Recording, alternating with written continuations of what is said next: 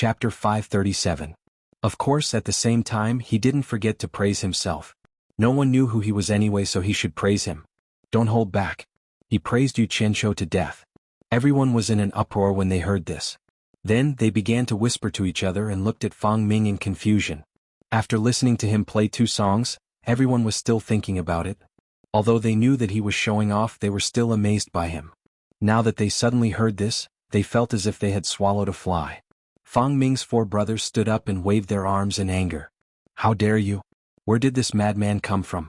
Niu Yi, don't spout nonsense. Yu Qianqiu turned to the 4 of them and said indifferently, don't think that no one dares to touch you in the ghost village. I don't care if it's a ghost village or a god village. Try pointing fingers at me again. Do you believe that I won't pull out your tongues and knock out your teeth right now?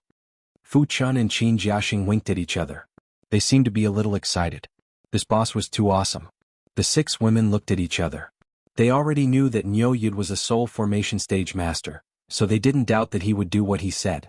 The 4 men's faces were flushed red. They didn't dare to make the first move, so they definitely wanted to save face with their words. However, they were stopped by Fang Ming. Fang Ming was a smart man. He could tell that this person's words and actions weren't just for fun.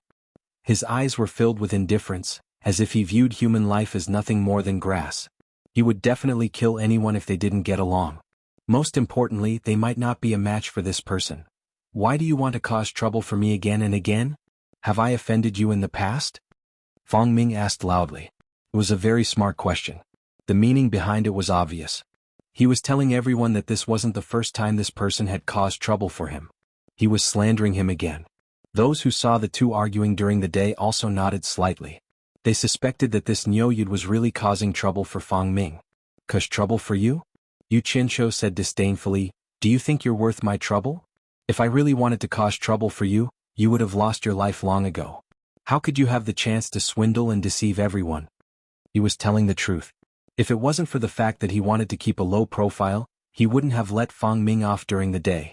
In his eyes, the people of the cultivation world had already obtained far, far more than mortals, especially those who harbored evil intentions. It was fine if they didn't cause trouble, but once they did, the harm they suffered would be much greater than that of mortals. Therefore, to him it was better to kill than to spare. The word sympathy was something he had never even thought about.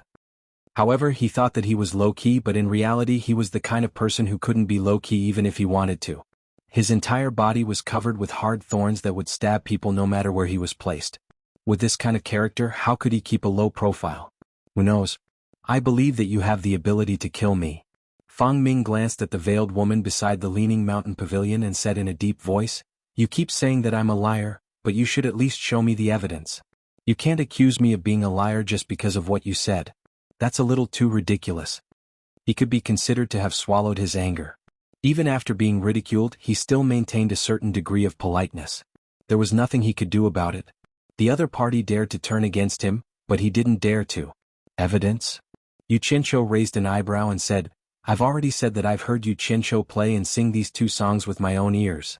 This is the best evidence. Then I'll have to trouble you to prove that you've heard Yu Qianqiu play and sing these 2 songs, Fang Ming said calmly. That's easy. Yu Qianqiu casually waved his hand and said, the last time I was still in Dayang City, 3rd XN from Lingfang Valley brought Yu Qianqiu to visit me. At that time, the 3 of them were in high spirits after drinking, and the Thousand Sorrows Zither song livened up the mood. They played and sang more than 10 songs in a row, and those songs were like the sounds of nature, making people gasp in admiration. Among those songs you played and sang. If you don't believe me, you can go to Lingfang Valley and ask 3rd XN. Then you'll know that I'm not lying. Fang Ming choked and was stunned. Asking him to look for 3rd XN, he had to have the qualifications to do so. Who was 3rd XN? He was an expert in the late tribulation passing stage, his brother was in the early soul forming stage, and his master was one of the 4 great men of the cultivation world. How could he have the qualifications to ask questions? It was already good enough that he could meet him. The itinerant cultivators looked at each other, trying to figure out Niu Yi's background. They had never heard of this person before, and even 3rd XIN and Yu Qianqiu wanted to visit him. It was obvious that he had an extraordinary background. Although Fu Chun and Qin Jiaxing didn't say a word, their faces were filled with pride. The 2 of them basked in the glory of their boss and enjoyed the feeling of being the center of attention for the first time. In the past, even among the itinerant cultivators, the two of them were nameless people. How could they receive so much attention? This feeling was really good, as if he had followed the right person. Fang Ming wanted to say something but stopped himself. In the end he shut his mouth. Even if he was stubborn, he had to have the capital to do so. Not to mention that he couldn't see through the other party's cultivation. His background was even more mysterious. This kind of person was not someone a small itinerant cultivator like him could afford to offend. If he lost his life before he could eat the swan meat, it would be really not worth it. However, he saw a scene that he shouldn't have seen. Just as Niu Yud was talking about third brother Xen, the masked woman next to the mountain-leaning pavilion with a green veil lightly took a few steps forward. With every step she took, the night breeze brushed against the green muslin. Under the influence of the wind, the green muslin skirt wrapped around the contours of her slender legs. The exquisite curves on her upper body were even more captivating. The hazy curves could make all things pale in comparison with each step she took, and each step was enough to stop one's breathing. Everyone followed Fang Ming's gaze and held their breaths, staring fixedly at the woman. Although this mysterious woman's face was covered, the green veil was unable to conceal the allure of her body as she moved. They did not see her devastatingly beautiful face, nor did they hear her melodious words. This was because she had not said a word since she arrived. There was no pretentiousness to deliberately display the charm of a woman. Everything was done so inadvertently. With a few graceful steps, she vividly interpreted the word beauty. The mountain-leaning pavilion under the night sky, the incandescent light and the one-armed old man, everything became an illusory background. Everyone's attention was focused on the woman in green veil. The bright moonlight was blocked by the drifting dark clouds, and the moon seemed to be too shy to peep at the woman below. Bonfires were lit everywhere, shining brightly. The burning firewood made crackling sounds as if to remind everyone to come back to their senses. However, everyone was still immersed in a daze. After a long time, the group of people who had almost suffocated to death finally remembered the matter of breathing. They swallowed their saliva and took big gulps of air mixed with the fragrance of wine. However, their gazes were still fixed on the woman in green veil. Damn it! She could bring disaster to the country and people by not showing her face. This could be considered as putting the moon to shame. Yu Qianqiu, who came back to his senses, looked up at the sky and found that even the moon had disappeared. He drank a mouthful of wine, looked around at the group of people who were stunned, and shook his head with a bitter smile. In his mind, the few women who were waiting for his return appeared, and he felt that he owed them too much. The night wind was a little cold, but the bonfires were still burning. Yu Qianqiu's body leaned back slightly. He supported himself with one hand on his back and one of his legs retracted. His other hand was placed on his knee, holding a jar of wine and gently shaking it. The wine was poured into his mouth from time to time, and the bright red light from the fire made the faint longing in his eyes and face unmistakable. The masked woman in green veil was watching his every move. When she found that he did not fit in with the crowd, her eyes revealed a trace of surprise. In her impression, there was no need to mention her own charm, and it was rare to see such a man.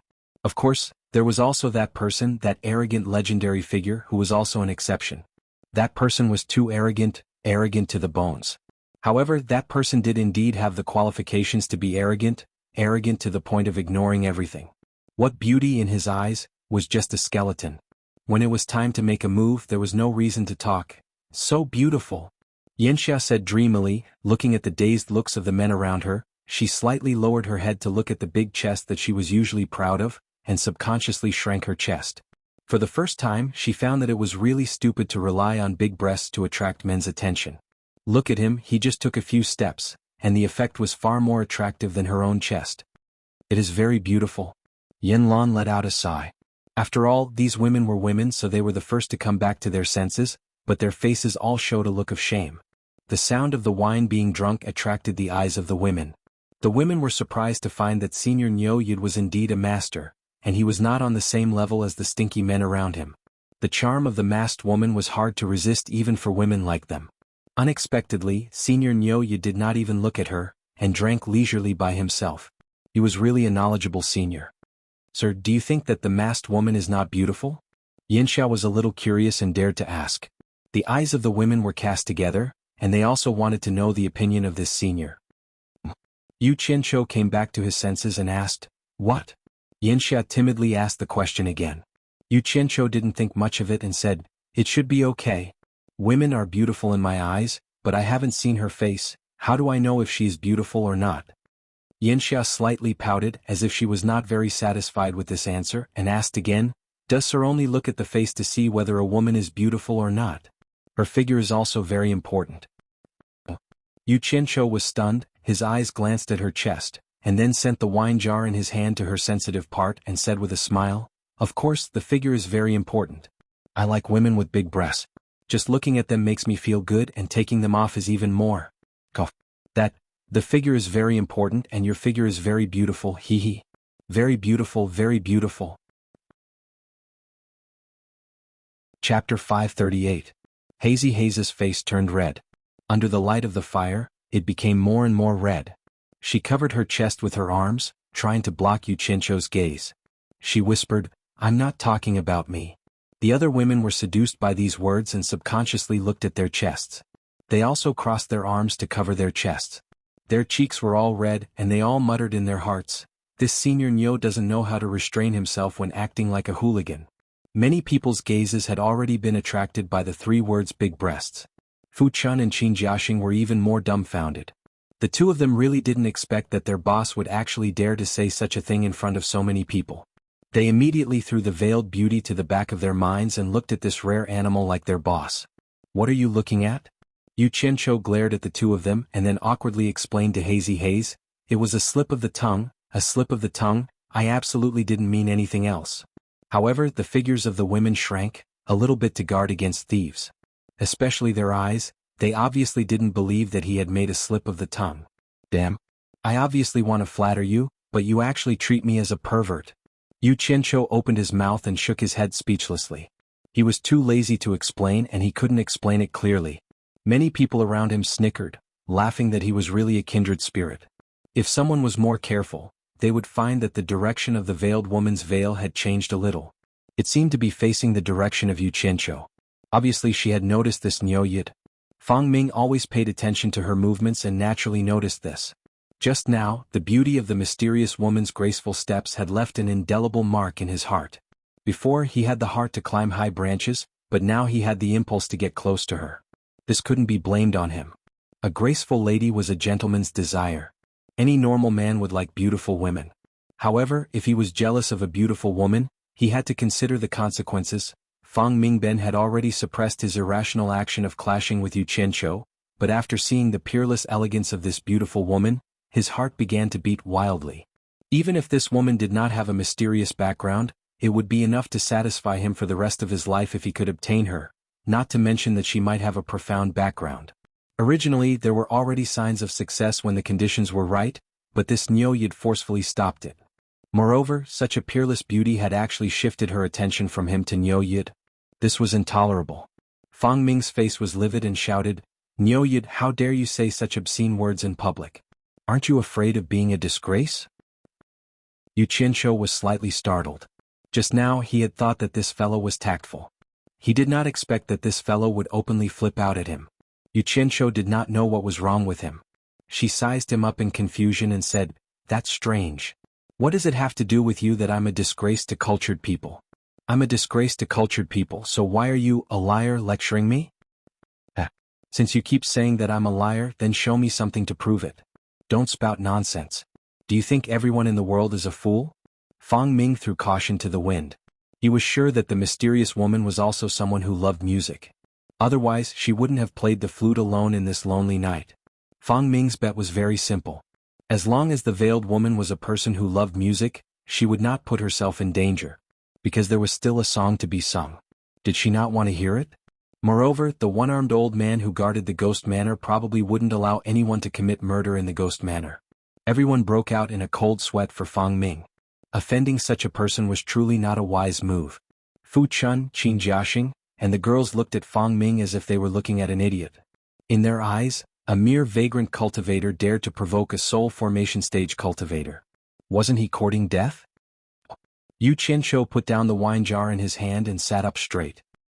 He raised his hand to touch his forehead helplessly. The copper bracelet on his wrist was very eye-catching. He said disdainfully, I, Niu Yid, have always won people over with my virtue. Tell me, how can I prove it so that you will be convinced? Fang Ming's face tensed up.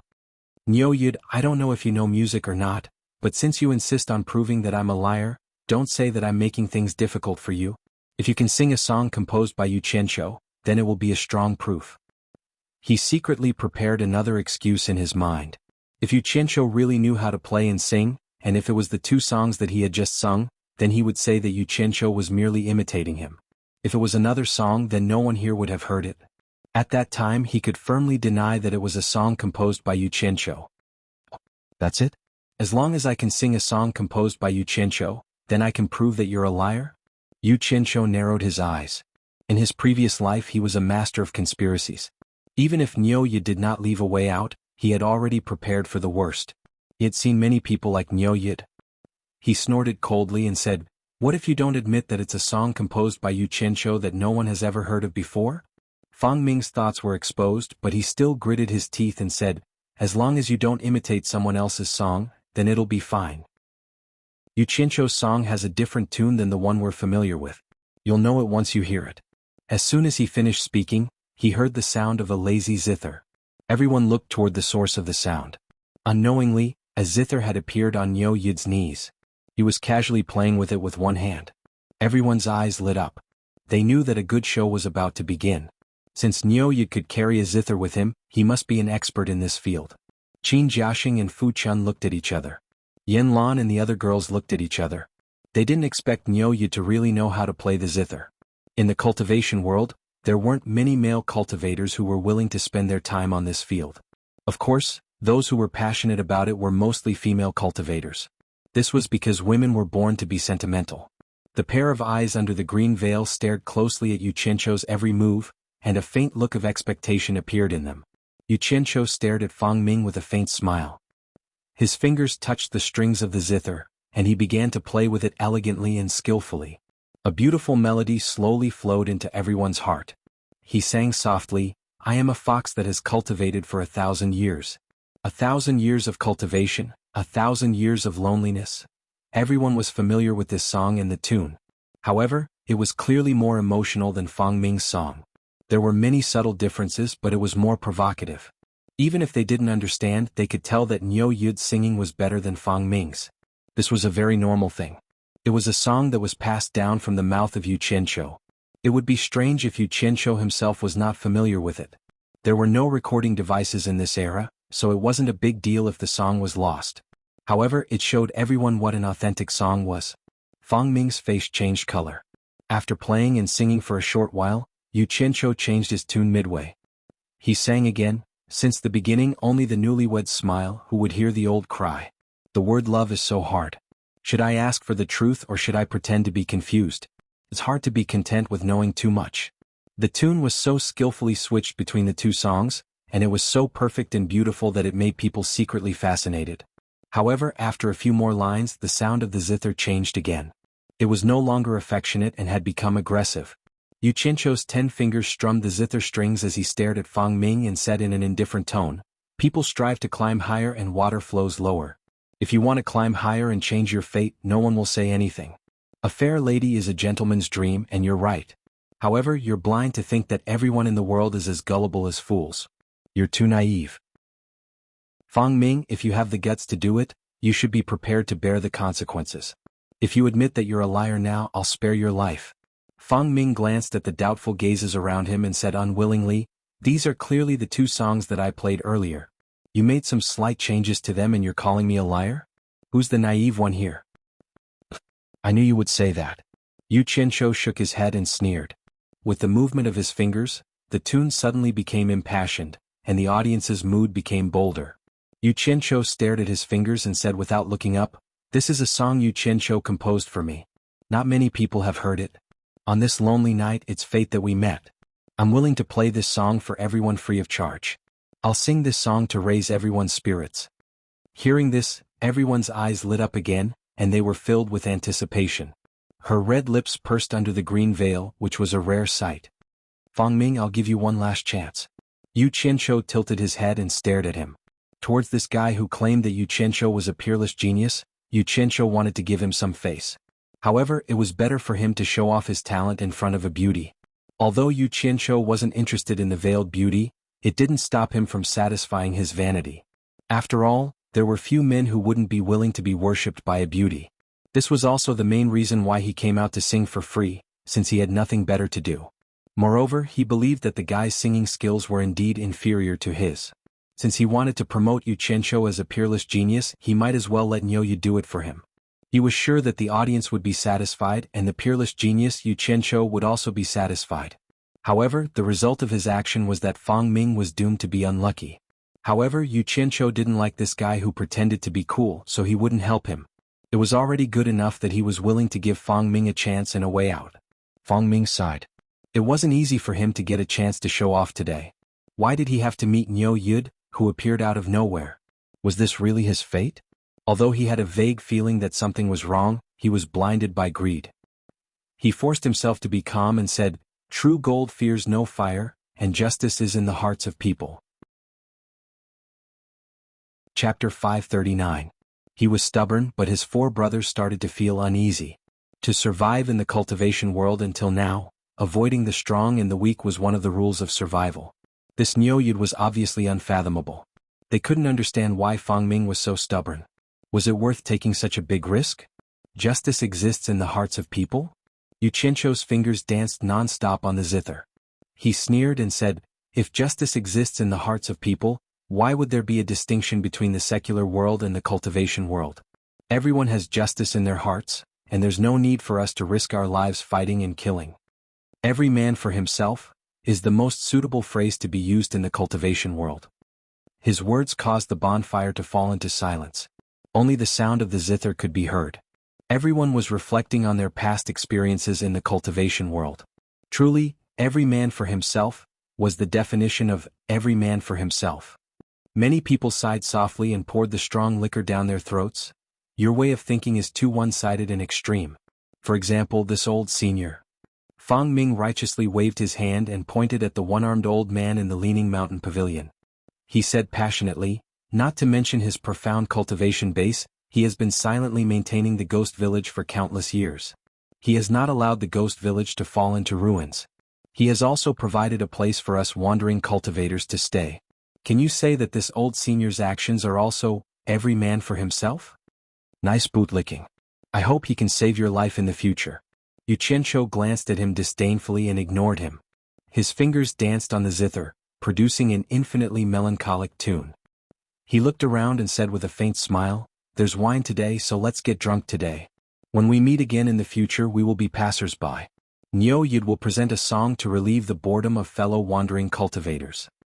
As soon as he finished speaking, his fingers suddenly danced wildly on the zither, producing a messy noise that made everyone's teeth go numb.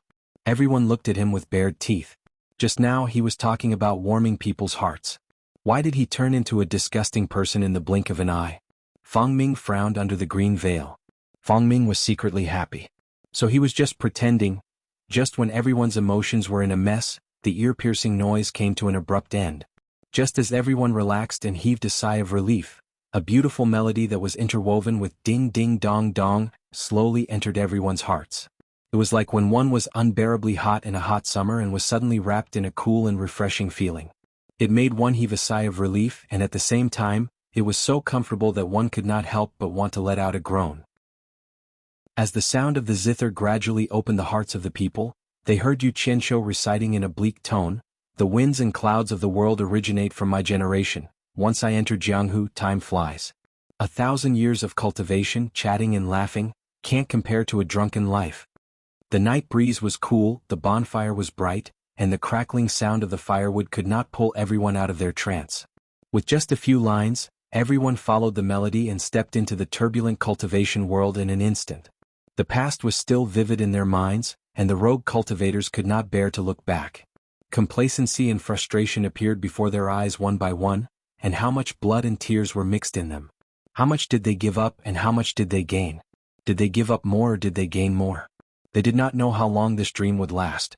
They also did not know if these years of hard searching were worth it. Can't compare to a drunken life. Many people casually muttered, then shook their heads with a bitter smile and sighed. How could they relieve their worries? Only the mellow and strong wine. The rogue cultivators sitting around the bonfire rose and fell with the prelude of the zither, and the cool wine went straight down their throats. For a moment, the fragrance of the wine wafted everywhere, making the night full of bonfire and confused but clear, and worthy of eternal remembrance. Can't compare to a drunken life? Everyone knew that they could not be so free and easy, but tonight they could get drunk. Fu Chun and Qin Jiaxing looked at Yu Qianzhou with their mouths wide open, as if they did not recognize him. Was this still the boss from before? They had followed Yu Qianzhou for a period of time, and they knew that this boss was cruel and merciless, and he would kill at the slightest provocation. Moreover, he often used vulgar words like father and mother. It was hard to imagine that he could say such words with deep meaning. Moreover, looking at his elegance and the romantic way he played the zither, it was quite scary. Are we hallucinating? Fu Chun and Qin Jiaxing looked at each other in disbelief. Yan Lan and the other girl's eyes were full of little stars, and they were full of splendor. They all bent their knees and rested their chins on their hands, staring at him with their blurred eyes. This man could really make women fall for him. His eyes under the green veil, although they were moving, they were as calm as before.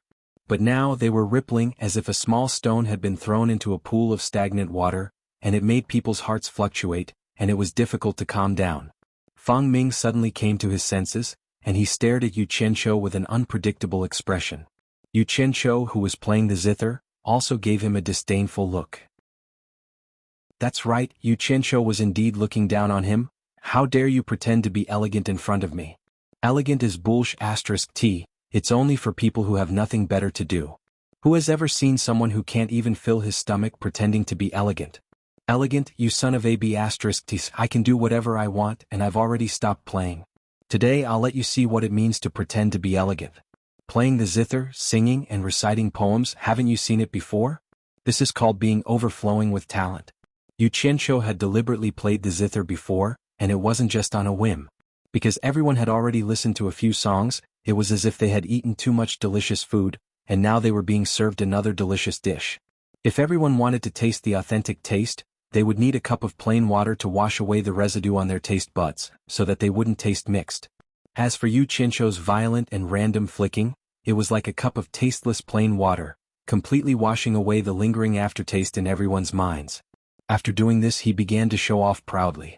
He snatched this romantic night that belonged to Fang Ming into his own hands. While everyone was still sighing, they heard Yu Qianzhou reciting sonorously with the zither. Riding on a sword to traverse heaven and earth, white bones fly like startled birds.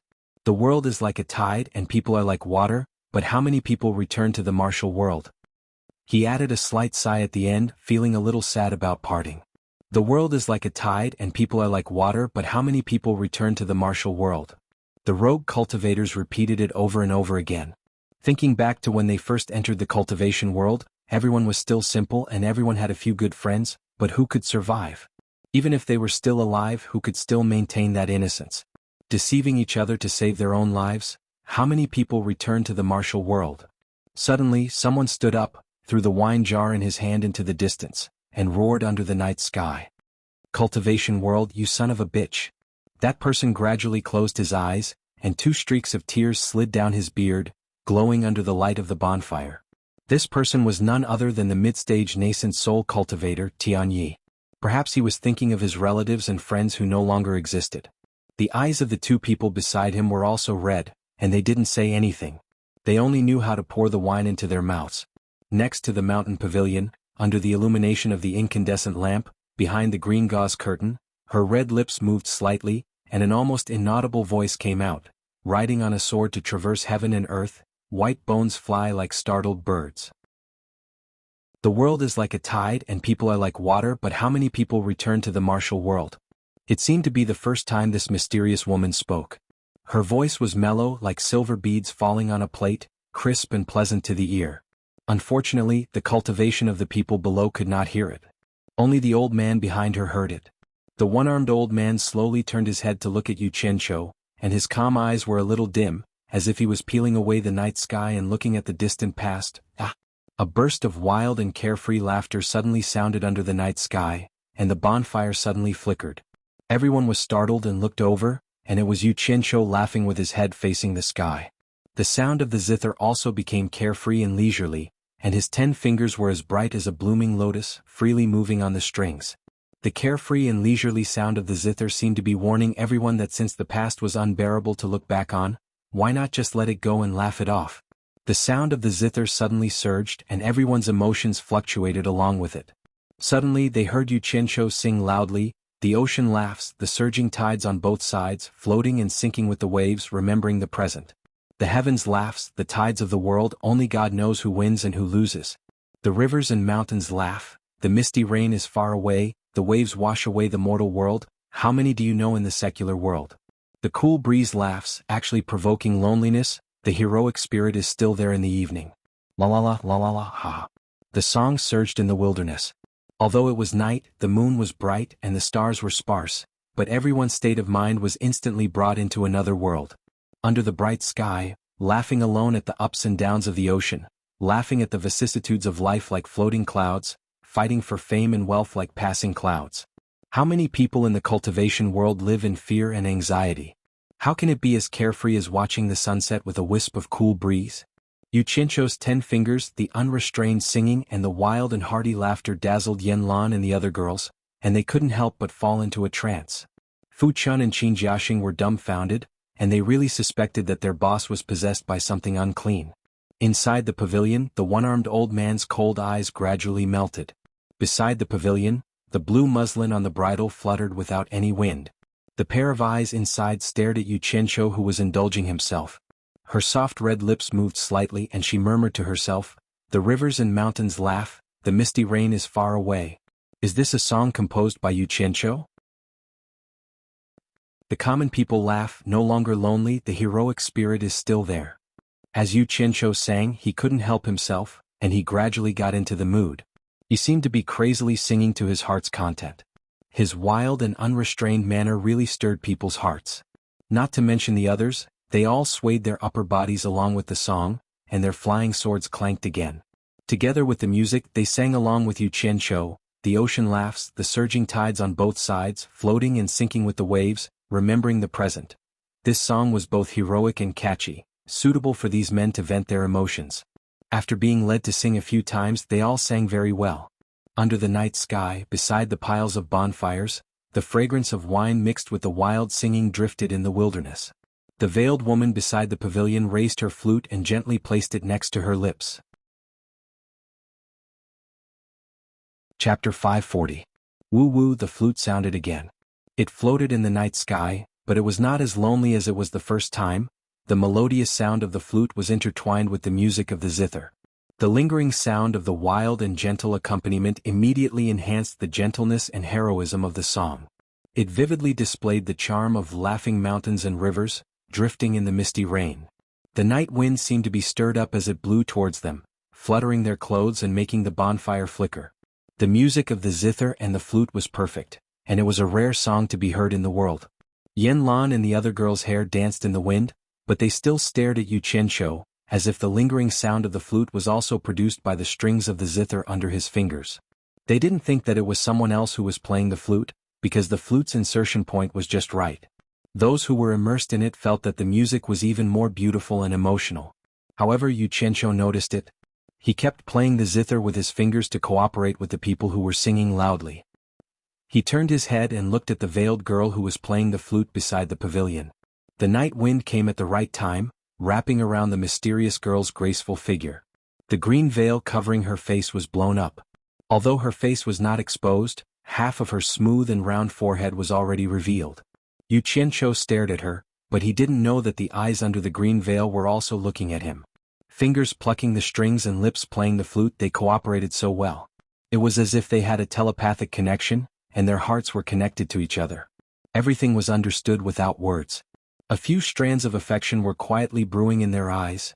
Fang Ming was probably the only one among the rogue cultivators who wasn't immersed in it. He was slightly absent-minded, but he immediately woke up when he heard the flute. Now that he saw that the mysterious girl was playing the flute together with Niu Yid, he would be lying if he said he wasn't jealous. But what could he do about it? He could only keep it in his heart. Fang Ming's eyes fell on the 4 people who were singing loudly. He was hesitant, but then a trace of determination flashed across his eyes. With light footsteps, he slowly retreated to the periphery. He did not dare to move too much, wanting to leave before the crowd came back to their senses. It wasn't that he didn't want to call his 4 brothers to go with him, but he was afraid that it would alarm the others. If that happened, he wouldn't be able to escape at all. This was because he had given up the last chance that Nyoyud had given him. It wasn't like he was the one who started the practice of the cultivation world abandoning their peers to save their own lives. However, he had left a little too late. If he had left while Yu Qianqiu was still immersed in playing and singing, he might have really let him escape. But now that Yu Qianqiu was awake with his cultivation, how could Fang Ming escape from under his nose? Yu Qianqiu glanced out of the corner of his eyes and caught sight of Fang Ming gradually retreating. His eyes narrowed and a cold smile appeared on his lips. Although he had done a lot of despicable things, he had never done something like abandoning his brothers. Ha ha ha ha. The sound of the zither rang out violently, startling the people who were singing loudly. They woke up with a start and looked at Yu Qianqiu. The gentle sound of the flute also stopped. Nyoyud stood up and threw the zither into his storage bag. He stared at a direction and said in a low voice, "Fang Ming, where do you think you're going?" Fang Ming stopped in his tracks and slowly turned around. He said nonchalantly, "Nyoyud, what do you mean by that? Do I have to tell you where I want to go? This is the ghost village, not your home. No matter how powerful you are, it's not up to you to make decisions here." Everyone's eyes focused on him. They were not idiots. Based on what had happened before, they naturally guessed that Fang Ming wanted to escape. His four brothers stared at him in silence. Their expressions were very complicated. "I don't make decisions about other things and I'm too lazy to make decisions. But your life." Yu Qianqiu raised his hand and pointed at him. He said indifferently, "I gave you one last chance but you didn't want it. The moment I played this song, your life no longer belonged to you." Fang Ming naturally wouldn't sit and wait for death. Even ants wanted to live, let alone humans. His chest heaved up and down as he said, "Nyoyud, who can prove that the song you're singing is definitely composed by Yu Qianqiu?" Everyone understood what he meant, but they could also tell that he was being shameless. At the very least, they all believed that the song was composed by Yu Qianqiu. "I've long guessed that you're not only a liar but also a scoundrel," Yu Qianqiu said expressionlessly, "but I, Nyoyud, not only like to win people over with my virtue, I also like to be a ruthless judge. People like you deserve to die. I sentence you to death." "What do you want?" Fang Ming was shocked. He originally thought that Nyoyud would have some misgivings in the ghost manner, so he was prepared to use his mouth. But looking at Nyoyud's expression, it seemed like he wanted to use force. Thus, he moved towards the mountain-leaning pavilion and said, "This is the ghost manor, it's not your turn to mess around." He looked at the one-armed old man for help. He also knew that Nyoyud's cultivation was higher than his, so he couldn't escape. He could only place his hope on the one-armed old man guarding the ghost manor. "Umph." Yu Qianqiu snorted coldly. His body moved with a whoosh. He slid across the short grass on the ground, bypassing the campfires in the crowd, and directly approached Fang Ming. Amidst the clamor of the crowd, Fang Ming turned pale with fright and released a flying sword. He jumped on it and flew towards the mountain-leaning pavilion. His only chance of survival was there, so where else could he run to? But how could his nascent soul stage's speed be faster than Yu Qianqiu's? In an instant, the sound of something breaking through the air was getting closer. Fang Ming was scared out of his wits as he cried out in fear, "Senior, save me! Senior, save me! Young lady, save me!" His cry stopped abruptly. Yu Qianqiu leaped into the air and slapped his palm behind him. Fang Ming's body emitted a cloud of white smoke, which was quickly absorbed into Yu Qianqiu's palm. Immediately after, Yu Qianqiu waved his hand and unleashed a gust of astral wind. With a piu sound, Fang Ming instantly turned into dust. All the rogue cultivators were so shocked that they couldn't speak. They didn't even see what happened. Just 2 palms. 2 palms were enough to turn a nascent soul stage cultivator's bones into dust. Not even a piece of him could be seen. What kind of spell was this? It was too terrifying. Everyone didn't see it, but the veiled woman and the one-armed old man saw it clearly. Fang Ming was clearly turned into a dried-up skeleton by Nyoyud's palm, and then turned into dust by another palm. Absorbing Star's great technique. The veiled woman's delicate body slightly trembled. Her red lips under the azure veil murmured, "It really is him." If the first sentence was heard by Yu Qianqiu, he would definitely be very surprised. Although it wasn't the first time he used the Absorbing Star's great technique, the number of people who knew about it could be counted on one hand. At least no woman knew about it. After the one-armed old man clearly saw the power of this palm, his pupils rapidly shrank. There was no doubt in his eyes that he was shocked. After Fang Ming died, the flying sword under his feet still rushed towards the leaning mountain pavilion. The one-armed old man teleported in front of the veiled woman and conveniently grabbed the flying sword. Teleportation. Yu Qianqiu stared deeply at the one-armed old man. He had no intention of colliding with these two unknown people. His body turned in the air and immediately rushed towards Fang Ming's four brothers. After the four of them witnessed Fang Ming's tragic death, they were stunned. Suddenly, they realized that the person was rushing towards them. They were so scared that they immediately jumped up and ran. However, just as the four of them jumped up, they discovered that they were already surrounded by a qi dynamic. Yu Qianqiu flew backward in the air and slammed his palm toward the four people below. Four streams of white smoke rushed into his palm with a whooshing sound. Since he had already made his move, he didn't mind carrying the crime of killing the innocent. He wanted to cut the weeds and eliminate the roots. Everyone raised their heads and saw the four sounds of the palm. Suddenly they heard a rushing sound that pierced through the air. He turned around and saw that the one-armed old man in the leaning mountain pavilion had made a move. Fang Ming's flying sword left his hand, leaving behind a magnificent silver light. It was accompanied by the faint sound of wind and thunder as it shot toward Yu Qianqiu, who was in midair. A strong wind followed the flying sword, and wherever it went, the bonfire would be extinguished. The people below felt their faces hurt from the strong wind. From the looks of it, the two experts were about to fight. No one dared to sit still. It wouldn't be fun if they got caught in the crossfire. They scattered like birds and beasts. They didn't even have time to hide. Even if they wanted to watch the show, they had to stay far away. Yu Qianqiu had just finished off the four people with one palm strike when he saw the flying sword coming towards him. In an instant it was right in front of him. When the flying sword was still a few meters away, the strong wind had already hit him. He almost couldn't stand still in the air. He was shocked. This old man's cultivation was so high. Without another word, he leaped into the air again. Activating the metal art, he slapped the flying sword that had just brushed past him. Bang! The flying sword that was wrapped in the strong wind could no longer withstand the pressure. It exploded into a cloud of silver dust and flew everywhere. The bonfire below was extinguished by the wind and the four dried corpses turned into dust on the spot. Under the green veil, the black eyebrows slightly furrowed. It was understandable that Yu Qianqiu killed Fang Ming, but he didn't even let the four people go. She couldn't stand it anymore. She had been merciful all her life and hated killing the innocent. The one-armed old man's eyes flickered when he saw that his flying sword had been reduced to dust by Yu Qianqiu's palm.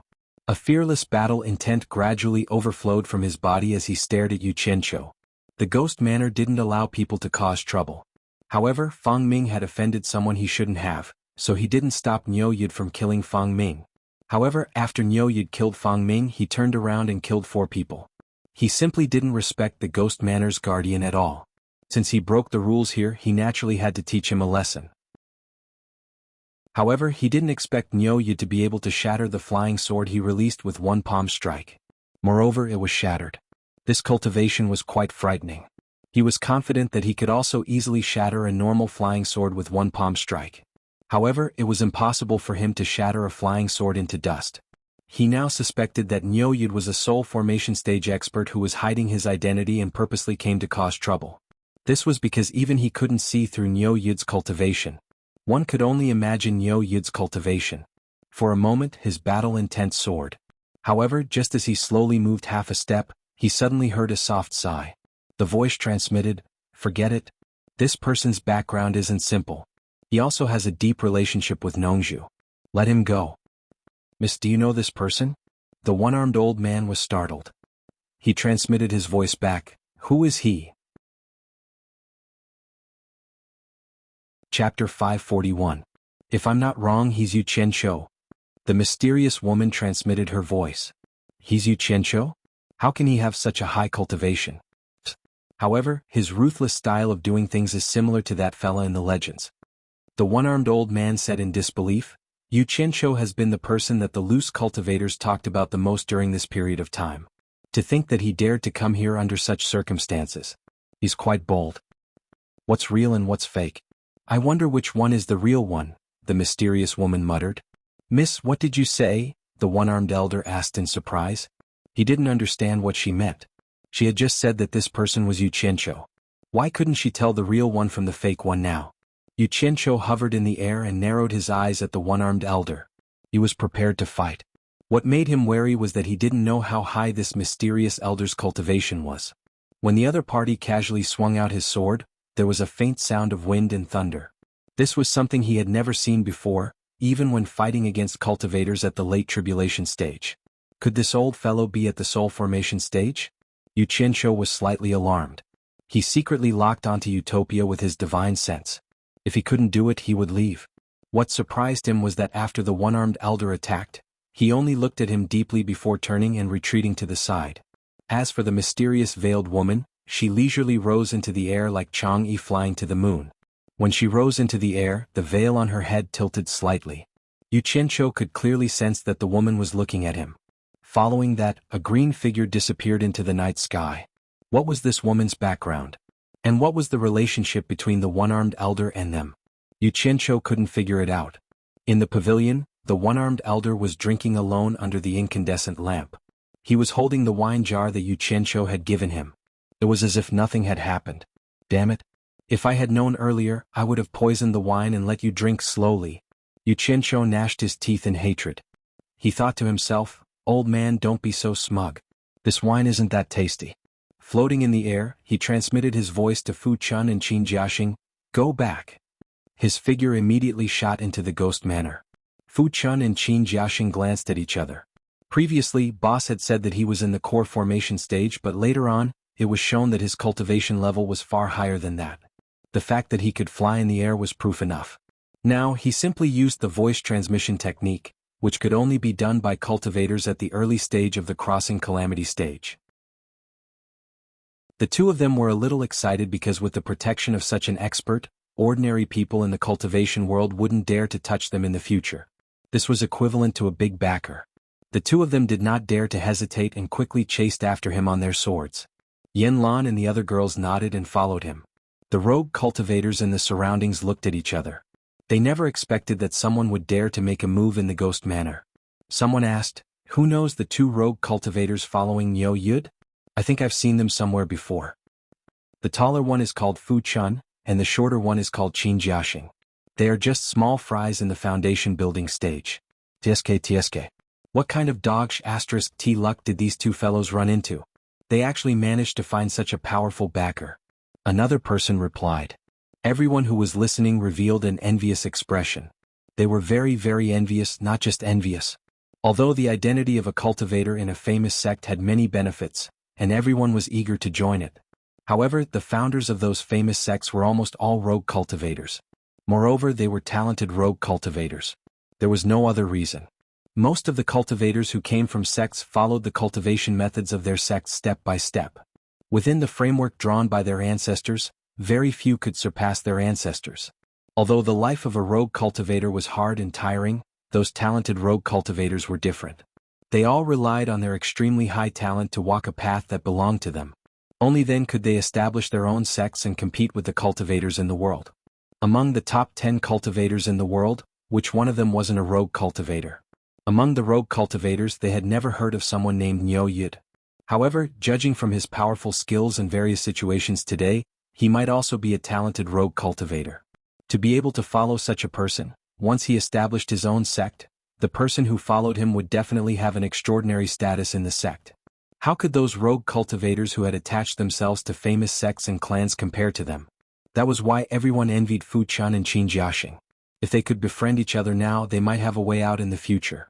What surprised Yu Qianzhou was that the ruthless magistrate that he casually mentioned became Niu Yud's nickname. Moreover, because of his fight with the one-armed old man, it didn't take long for the news to spread throughout the cultivation world. Returning to the small courtyard with 6 rooms, Yu Qianzhou sent the 6 girls away and called Fu Chun and Qin Jiaxing to his room. Seeing that he was serious, the two of them couldn't help but look at each other. They didn't know why their boss was looking for them. Yu Qianzhou took out 2 storage bags and threw them to the two of them. The two of them caught the bags and looked at each other. Then they immediately injected their divine senses into the bags. If they didn't look, they wouldn't know. Once they saw it, they were shocked. Their eyes widened and they couldn't speak. There were so many spirit stones in the bags. For them, it was indeed a lot. They had never seen so many spirit stones in their lives. The two of them looked at Yu Qianzhou in confusion. They didn't know why he gave them so many spirit stones. There are 2 million top-grade spirit stones in each storage bag. It's enough for you to use. Yu Qianzhou smiled. For us. The two of them asked almost at the same time. Don't worry. Yu Qianzhou took out 2 purple true restriction breaking pills, and threw them to the two of them. It's your luck that you met me. Today I'll help you break through to the early stage of tribulation passing. The two of them were dumbfounded. They thought they had heard wrong. Cultivation was about progressing step by step. The two of them were only in the middle stage of foundation establishment. How could they break through to the early stage of tribulation passing? Don't doubt me. Yu Qianqiu pointed at the purple spirit pills in their hands and said, the spirit pills in your hands are called restriction-breaking pills. They were made according to a recipe passed down from ancient times. Because the spirit herbs needed to make them are extremely difficult to gather, they have never appeared in the cultivation world. That's why very few people know about them. Although the two of them didn't have high cultivation levels when they saw the halo on the spirit pills, they were a bit confused. Just by looking at the quality of the spirit pills, it was obvious that they were made by a top-notch alchemist. A normal alchemist would have a hard time making spirit pills with a halo. Fu Chun held it in her hands and said excitedly, Boss, do you mean that this restriction-breaking pill can increase a person's cultivation level? Qin Jiaxing smelled the fragrance of the spirit pills obsessively. Take the spirit pills, catalyze the medicinal properties, and then absorb the spiritual energy inside the spirit stones.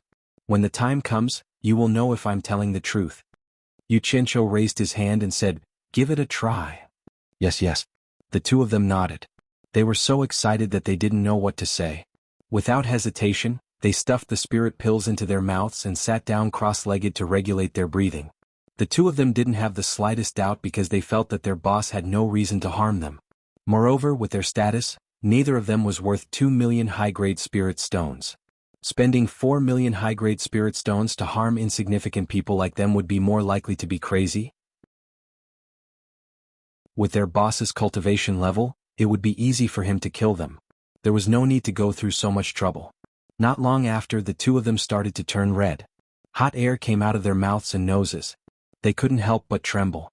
They looked like they were in pain. Yu Qianqiu said in a low voice, Hurry up and absorb the spirit stones. The two of them trembled and quickly took out the spirit stones from their storage pouches to absorb the spirit stones. One after another. Not long after, the painful expression on their faces became comfortable. At the same time, there was a hint of surprise as if they enjoyed this feeling. 2 hours later, the two of them opened their eyes one after another. They looked at each other and jumped up. Qin Jiaxing stammered, I broke through to the late stage of foundation establishment. Fu Chun was also excited, Me too. Calm down, what will make you excited is yet to come. Yu Qianqiu sat on a chair and said disapprovingly. He placed 2 piles of spirit pills on the side table. In each pile were 7 purple limit-breaking pills and 3 colorful spirit pills with the halo of a rainbow-colored pill. The latter was the 7 treasures pill made from the rainbow-colored Lingji.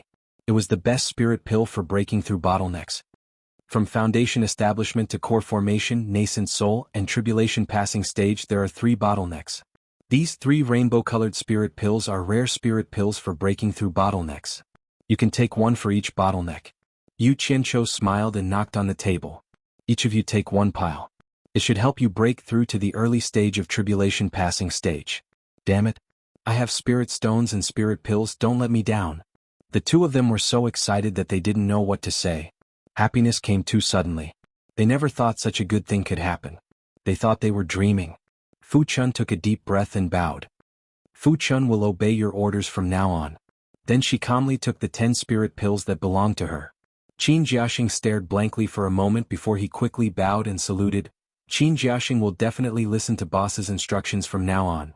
Then he quickly took the pills on the tea table. Yu Qianqiu smiled and didn't say anything. He raised his hand and gestured for them to continue. The two of them looked at each other and stood side by side. They bowed to him again and continued to take the spirit pills to absorb the spirit qi. After the two of them closed their eyes, Yu Qianqiu's face became expressionless, and his fingers tapped on the surface of the coffee table. The purple restriction-breaking pill that the two of them had consumed was the same as the one that most of the members of Utopia had consumed. It could rapidly raise one's cultivation to the early stage of tribulation passing. The only flaw of this pill was that although it could help speed up cultivation, the person who took this pill would only be able to reach the late stage of tribulation passing stage. There was almost no hope of breaking through to the soul formation stage. The white restriction-breaking pill could avoid this flaw, but there was another flaw. Every time they took one, they would be stiff and unable to move for a month. If the two of them took the white restriction-breaking pill, They would need at least 8 months to break through to the early stage of tribulation passing stage. What he lacked the most right now was time. It was urgent. Chapter 542. Jumping out of the Chinese cultivation world was a hasty decision. At first he was worried that he had made the wrong move. But now he could confidently tell himself that this trip was worth it. He learned many things he didn't know. It also gave him a very serious sense of crisis. Looking at the problem from this perspective, he had a lot of feelings about the overall situation of the cultivation world. Previously, when he made a ruckus in the closed Chinese cultivation world, he was indeed a frog at the bottom of a well. The outside world was very vast and spectacular. There were indeed many experts in the cultivation world. There were many things that the Chinese cultivation world couldn't come into contact with. Combining the situation of the Chinese cultivation world and the countries here, he could now say with certainty that the Chinese cultivation world was definitely not a match for the combined forces of the various countries. Not to mention the soul formation experts, just the final stage tribulation passing experts alone were countless. The various countries didn't even use their true strength in the war against the Chinese cultivation world. Why was it like this? Yu Qianqiu felt a lingering fear just thinking about it. It was obvious that they were waiting for something, for Bai Changchun to go to the Eastern Holy Land. Yu Qianqiu now truly understood Master Bai Changchun's position in the cultivation world. As long as Bai Changchun was still in the cultivation world, the entire world wouldn't be chaotic. Perhaps Bai Changchun only needed a glance to scare all the experts in the world into trembling with fear. No one would dare to move. Yin Baikong's cultivation was high, right? The World Commerce Association's power was great, right? He still kept a low profile, afraid of angering a certain someone. Even if he didn't say anything and just watched coldly from the demon ghost region. Whether it was this late-stage soul formation expert or that late-stage soul formation expert, who would dare to use the full strength of their country to attack the Chinese cultivation world? No one dared to step forward. That #1 expert in the world definitely didn't blink when he killed people. His iron-blooded methods had already deterred the entire world. Who could make all the soul formation experts in the world obediently gather together with just one word? Thinking about it, it could only be Bai Changchun. Yu Qianqiu even suspected that the so-called East Sea War was just his master deliberately trying to scare those so-called experts. Because the rumors of the star bead appeared too suddenly, the experts from various countries were all restless. At that time, Bai Changchun went on a killing spree and killed more than 10 deity transformation stage experts in a row. Immediately, everyone was so frightened that they didn't dare to act blindly without thinking, and all of them became well-behaved. Just to prevent soul formation experts from interfering in the war? If it was before he came to the various countries, Yu Qianqiu might have believed this saying. But now he didn't believe it. Did Bai Changchun not know the strength of each country? Even if the soul formation experts didn't intervene, the Chinese cultivation world wouldn't be a match for the combined forces of the various countries. Wouldn't the Battle of the East Sea be unnecessary? Bai Changchun shouldn't be such a boring person, right? Why didn't the other countries attack the Chinese cultivation world? They only sent people to test the waters. Clearly, Bai Changchun's threat in the East Sea was effective. Although he said that the other soul formation cultivators wouldn't intervene, he wouldn't intervene either. However, he had shown that he wanted to protect the Chinese cultivation world. Who would dare to bite the bullet and come? Wouldn't that be courting death? Yu Qianqiu now had a bold guess. The rumor about the star orb came so suddenly that Bai Changchun didn't seem to expect it. But he suddenly gathered all the soul formation experts in the world to threaten them, but he didn't invite the second strongest expert in the world, Wen Lanfeng. When he was about to leave the monster ghost region and there was no successor for the torture envoy, he left Wen Lanfeng behind. Could it be that the old man decided to let Wen Lanfeng inherit the position of the torture envoy of the monster ghost region? Thinking back to the last time at the Baiwan embassy in Dayang City, Nongzhu had told Wen Rui why Bai Changchun didn't invite Wen Lanfeng to the East Sea. However, Nongzhu hesitated and didn't explain it. It seemed that there was some hidden reason. Judging from this, the possibility was very high.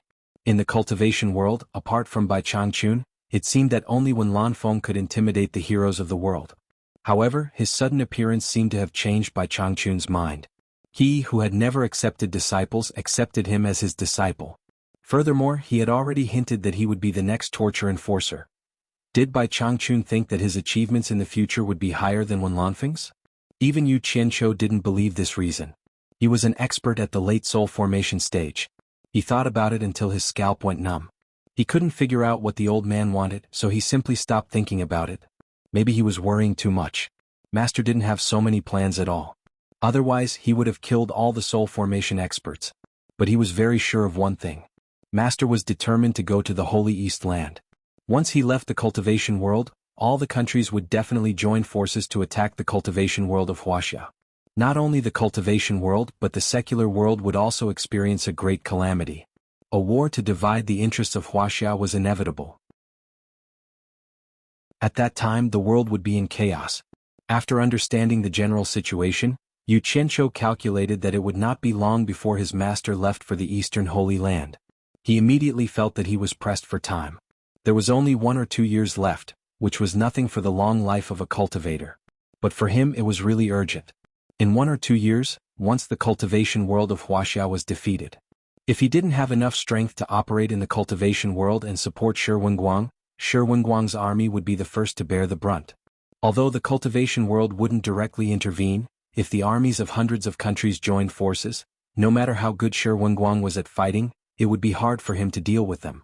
His years of hard work would go down the drain. Yu Qianqiu sat on the chair and smiled bitterly. To be honest, before leaving the cultivation world of Wuxia, he didn't care much about who won or lost. But now, for the sake of his own interests, he couldn't let the cultivation world of Wuxia defeat them. He had to help them even if he didn't want to. Regardless of what his master was thinking, he had to prepare for a rainy day and make preparations just in case. In the next 1 or 2 years he had to weaken the strength of the countries as much as possible. Thinking of this, he took out a red spirit pill and played with it in his hand. When he first refined this pseudo-limit breaking pill, it was prepared for the Daluo sect. But now, it seemed that the Daluo sect was a force that couldn't be ignored in the cultivation world of Wuxia, so there was no hurry to deal with them. This pseudo-limit breaking pill might have to be used on someone else. As he pondered, he sat on the chair until the next day, when Fu Chun and Qin Jiaxing forcefully increased their cultivation to the early stage of the tribulation passing stage. The two of them stood up excitedly. Roar! They couldn't help but let out 2 clear roars, causing the room to buzz. Under the grapevines outside, the 6 women were wondering why the 3 men were hiding in the room for an entire day. Could it be that they were gay? When they suddenly heard the 2 clear roars, their expressions changed. From the deafening roars, they could tell that the cultivation of the 2 people who made the sounds was much higher than theirs. When did other people enter the room? In the ghost manner, many wandering cultivators looked over. Yu Qianqiu leaned back on the chair and looked at the 2 of them with half-opened eyes. He smiled slightly. It was understandable how the 2 of them felt. Anyone who spent a day to break through from the foundation establishment stage to the tribulation passing stage would be overjoyed. They had seen many similar things in Utopia.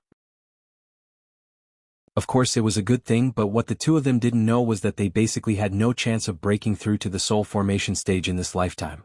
He didn't know if the 2 of them would have other thoughts after they found out. Therefore, Yu Qianqiu didn't tell the 2 of them about the drawbacks of the purple limit breaking pill. Yu Qianqiu knew that he might be a little unreasonable, but his way of thinking might be a little cruel to others. His reasoning was very simple. The 2 of them were wandering cultivators with mediocre aptitudes.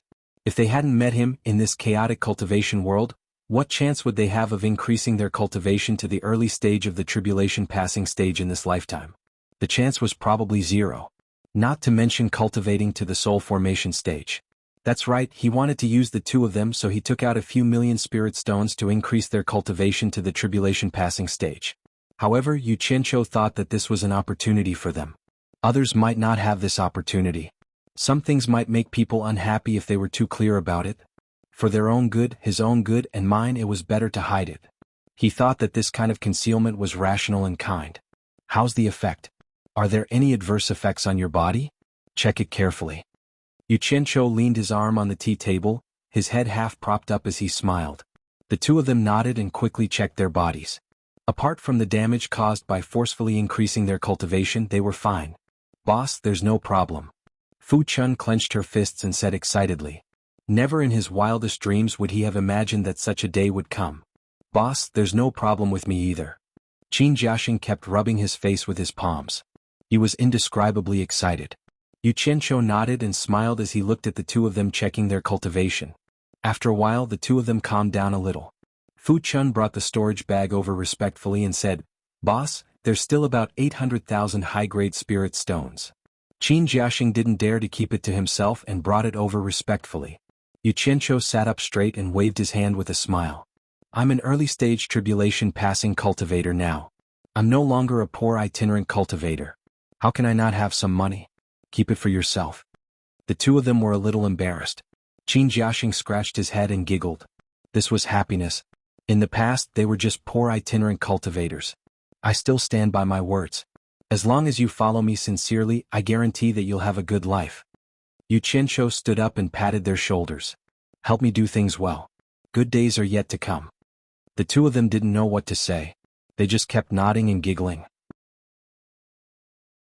After I made my move last night, I'm sure many itinerant cultivators will come to fawn over you. Yu Qianqiu walked around the two of them and said, if they find out that you're early-stage tribulation-passing cultivators, they'll be even more envious. You can tell everyone about the limit-breaking pill.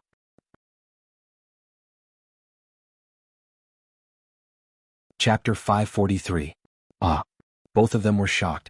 Although their previous cultivation levels were low, they were still clear about one thing. If such a treasure was made public, it would probably cause great trouble. Boss, you have to think twice. Fu Chun cupped her hands and advised earnestly, this limit-breaking pill is really too magical. Once outsiders know about it, I'm afraid all the cultivators in the world will flock to snatch it.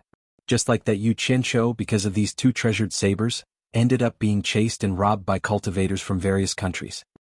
That's right, that's right. Qin Jiaxing nodded repeatedly and said very sincerely, Boss, this kind of thing really can't be leaked. Such a precious treasure will really bring about a fatal disaster. I'm not afraid of the itch when I'm covered with lice.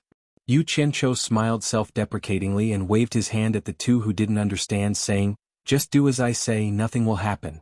The two looked at each other and showed expressions of listening attentively. After all, they had just said that they would obey his orders. If they were to be long-winded, they would be suspected of being disobedient. Moreover, the two of them were now quite convinced of this boss. Who in the world could raise the cultivation level of a foundation establishment cultivator to the tribulation-passing stage in one day? They didn't know whether others had this ability or not. In any case, they had never heard of it. Such a miraculous method, coupled with his powerful skills and mysterious origin, made the two of them fear and respect him. Yu Qianqiu was very satisfied with their performance and said slowly, if someone asks you about the improvement of your cultivation level, it's okay for you to disclose the limit-breaking pill. Just say that I'm going to make a lot of it, and on the day of the treasure basin gathering, I will sell it to the cultivators in the world. Of course, some things can't be said completely. What could be said and what could not be said he carefully explained to the two of them. After figuring it out, the two of them looked at each other. They didn't know what the boss was going to do, but it wasn't good for them to ask, so they promised to do as he said. At this moment, the room suddenly darkened, and there was a faint sound of thunder in the sky outside. Yu Qianqiu's expression changed slightly. He glanced at the two of them and quickly opened the door and walked out. Yan Lan and the other girls were looking around the courtyard. When they saw Yu Qianqiu coming out, they all bowed and greeted him, Mr. Yu Qianqiu waved his hand at them and looked up into the sky. Dark clouds were rolling overhead, and there were lightning bolts intertwining in the sky. Lightning snakes flickered in and out of the dark clouds. This was especially true for the area above their heads, where the clouds were as black as ink and lightning snakes were flashing. The six girls looked at each other. They had seen this phenomenon many times in the Misty Rain Tower. Yan Lan said in surprise, it's a tribulation cloud. Could it be that someone is going through a tribulation in this ghost manner?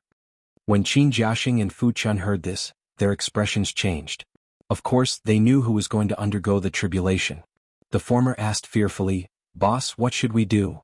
The two of them had never experienced such a scene before, so they were more or less afraid. They couldn't help but ask their boss for help. It's not a big deal to go through the tribulation in the early stage. Yu Qianqiu had seen many people go through the tribulation in Utopia, so he was already used to it. There was indeed nothing to be afraid of in the early stage. Even if he was going through the tribulation himself, although he was struck by lightning and fainted, he could just sleep in a daze and muddle through it. It was nothing. Let's go into the mountain. It's big enough there. Yu Qianqiu flew towards the back of the mountain. The two of them didn't dare to hesitate and quickly followed him. Seeing that Qin Jiaxing and Fu Chun could actually fly in the air, coupled with what the three of them said just now, the six girls were so shocked that their jaws dropped. After a while, Yanxia stammered, Could it be that Fu Chun and Qin Jiaxing are going through the tribulation? How is this possible? It wasn't just the 6 of them. Many people in the ghost manor were also looking at the sky and wondering who was going through the tribulation. When they suddenly saw Qin Jiaxing and Fu Chun flying in the air, they all rubbed their eyes, thinking that they were seeing things. After asking the people around them, they realized that it was very likely to be true. How was this possible?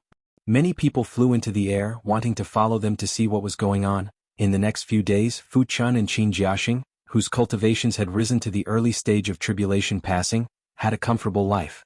The 2 of them arrogantly scurried around the ghost manor, accepting the flattery of the loose cultivators. Although they were going around to complete the task given by their boss, the feeling of being flattered by everyone made the 2 of them feel a little complacent. They didn't know who they were anymore. Yu Qianqiu really couldn't stand it anymore. Their morals. Naturally, he had to pour some cold water on them to wake them up. He seriously warned the 2 of them. The 2 of them had only reached the early stage of tribulation passing, and their real strength was still far from the early stage of tribulation passing. If any powerful early stage nascent soul cultivator couldn't stand the sight of you, they would definitely kill you. Don't be too arrogant. Yu Qianqiu's words weren't alarmist words. How could a cultivator who had risen to the early stage of tribulation passing in a day compare to a cultivator who had cultivated for 100 years, or even hundreds of years? Not to mention the profoundness of their cultivation arts, just their actual combat strength alone was a world of difference. A slightly stronger early-stage nascent soul cultivator wouldn't have a problem killing them. The level of one's cultivation didn't necessarily determine one's strength. This wasn't just a saying. Yu Qianqiu understood this very well. Precisely because he understood this, the members in Utopia who had forcefully raised their cultivation were forced to continuously train with all their might. This was so that when they faced actual combat, they would be able to minimize the number of casualties to the greatest extent. After being reprimanded, the 2 of them knew that their boss wasn't lying. After their minds became clearer, they restrained themselves a lot. In these few days, the ruthless magistrate Niu Yud would also walk around the ghost manor every day. At the same time, the cultivation world's butcher, Yu Qianqiu, would often appear around the fog forest. The secret of entering and leaving the fog forest. As a result, many cultivators were attracted over. However, a butcher was a butcher, and those who were unlucky enough to encounter him rarely managed to escape alive. When a large number of people rushed over, everyone could only watch as he escaped into the fog forest. There was nothing they could do about him. Once everyone relaxed, this fellow became energetic again. Without anyone noticing, he would sneak out to commit crimes. He killed a few people here and there, causing those who suffered losses to want to pull out his tendons and skin him alive. However, this fellow was even more slippery than a loach, and it was very difficult to catch him. At the most, more than 50 late-stage tribulation transcendence experts trapped him in a valley. However, in the end, no one could figure out what was going on. Everyone searched everywhere, but they still couldn't find him. In the end, he still managed to slip away. Then he turned around and appeared somewhere else. He charged into a group of nascent soul cultivators and slaughtered them, killing nearly 100 people in one go. When more than 50 late-stage tribulation transcendence experts rushed over to help, that fellow ran away again. The cultivators of the various countries were filled with hatred. They looked at the heavens speechlessly. They gritted their teeth so hard that they were about to shatter, and they almost burst into tears. So many experts couldn't catch an early-stage tribulation transcendence expert. Furthermore, he often appeared right under their noses. This group of people had lost all their face. Yu Qianqiu's strategy was very effective in dealing with this group of people. To sum it up, the enemy was tired, I would disturb. The enemy was strong, I would retreat. The enemy chased, I would run. If anyone was careless, I would be ruthless. Just when Yu Qianqiu was causing quite a stir among the various countries, a ruthless judge, Niu Yud, suddenly appeared in the Jinshan country's ghost village. This person's appearance more or less stole the limelight from the butcher Yu Qianqiu. The experts of various countries temporarily stopped dealing with Yu Qianqiu and focused their attention here. Ordinary cultivators in the cultivation world didn't know who the one-armed old man of the ghost village was, but the higher-ups of the various countries knew. This Niu Yud was actually able to shatter the one-armed old man's flying sword with one palm strike. Furthermore, he had shattered it into powder. It was truly unbelievable. When did such an expert appear in the cultivation world? What shocked them the most was that this Niu Yud was actually able to forcibly raise the cultivation of 2 foundation establishment stage loose cultivators to the early stage of tribulation passing within a day. Many people had seen it with their own eyes. This was simply too inconceivable. Limit breaking pill. Limit breaking pill. Limit-breaking pill. What a distant word. It was so distant that people had almost forgotten about it. Legend had it that during the chaotic battles of ancient times, a capable person with special abilities had refined a very overbearing spirit pill in order to gain the upper hand in the battle. It could forcibly raise the cultivation of the cultivators under him to the tribulation passing stage in a short period of time. This was only a legend. As for what exactly was going on, no one knew. They had only vaguely heard that this spirit pill was called the limit-breaking pill. Nyoye could actually refine the limit-breaking pill. It was said that he could also refine it in large quantities and was even preparing to sell it at the cornucopia gathering in the future. This news was even more shocking than him shattering the one-armed old man's flying sword. Just think about it, which of the various countries' soul formation experts didn't have 1,000 or 800 cultivators under their command? Those with great powers even had tens of thousands of cultivators under their command. There were even some that had close to 100,000 cultivators under their command. For example, Yin Baikong's World Chamber of Commerce. The World Chamber of Commerce had more than 100,000 disciples. Although it was a mix of good and bad and most of them had low cultivation. But what if they had the limit-breaking pill? 100,000 tribulation-passing experts, oh my God. Just thinking about it made people's blood boil. The headquarters of the World Chamber of Commerce, Cornucopia, God of Wealth Peak. On the God of Wealth Peak, the wind and clouds surged, causing people's clothes to flutter. At this time, the three people's emotions were the same, making it impossible for them to calm down. Yin Baikong, dressed in a black robe, stood tall on the peak of the mountain. No matter how strong the wind caused his robe to flutter, he didn't move an inch. His eyes were like an eagle's as he stared in the direction of the Golden Mountain country. However, under his slightly shriveled cheeks, one could clearly see his muscles twitching non-stop. It was obvious that his heart wasn't as calm as it looked. Sikongju and Jing Yuankong silently stood behind their master. Limit-breaking pill. Sikongju's eyes flickered. As Yin Baikong's head disciple, he had followed his master for the longest time. At the same time, he was also his master's most trusted disciple. Some things were secrets between master and disciple. Sikong, is the news reliable? Yin Baikong asked without turning his head.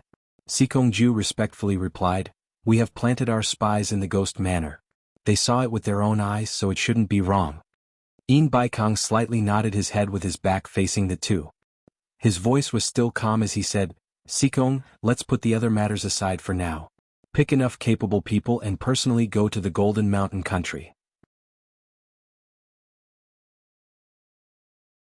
Chapter 544. Yes. Sikongju answered decisively. He understood that if the limit-breaking pill was really that miraculous, it was too important to world commerce. Yin Baikong gradually turned around. He first glanced at Jing Yuankong, then at Sikongju and said, "The limit-breaking pill is extremely important. Logically speaking, I should personally make a trip, but I have to give face to the one-armed geezer, so it's not convenient for me to interfere. Not to mention Wen Lanfeng." Feeling that he had gone off topic, he paused and continued, "It would be best if you can invite that Nyoye to our world commerce.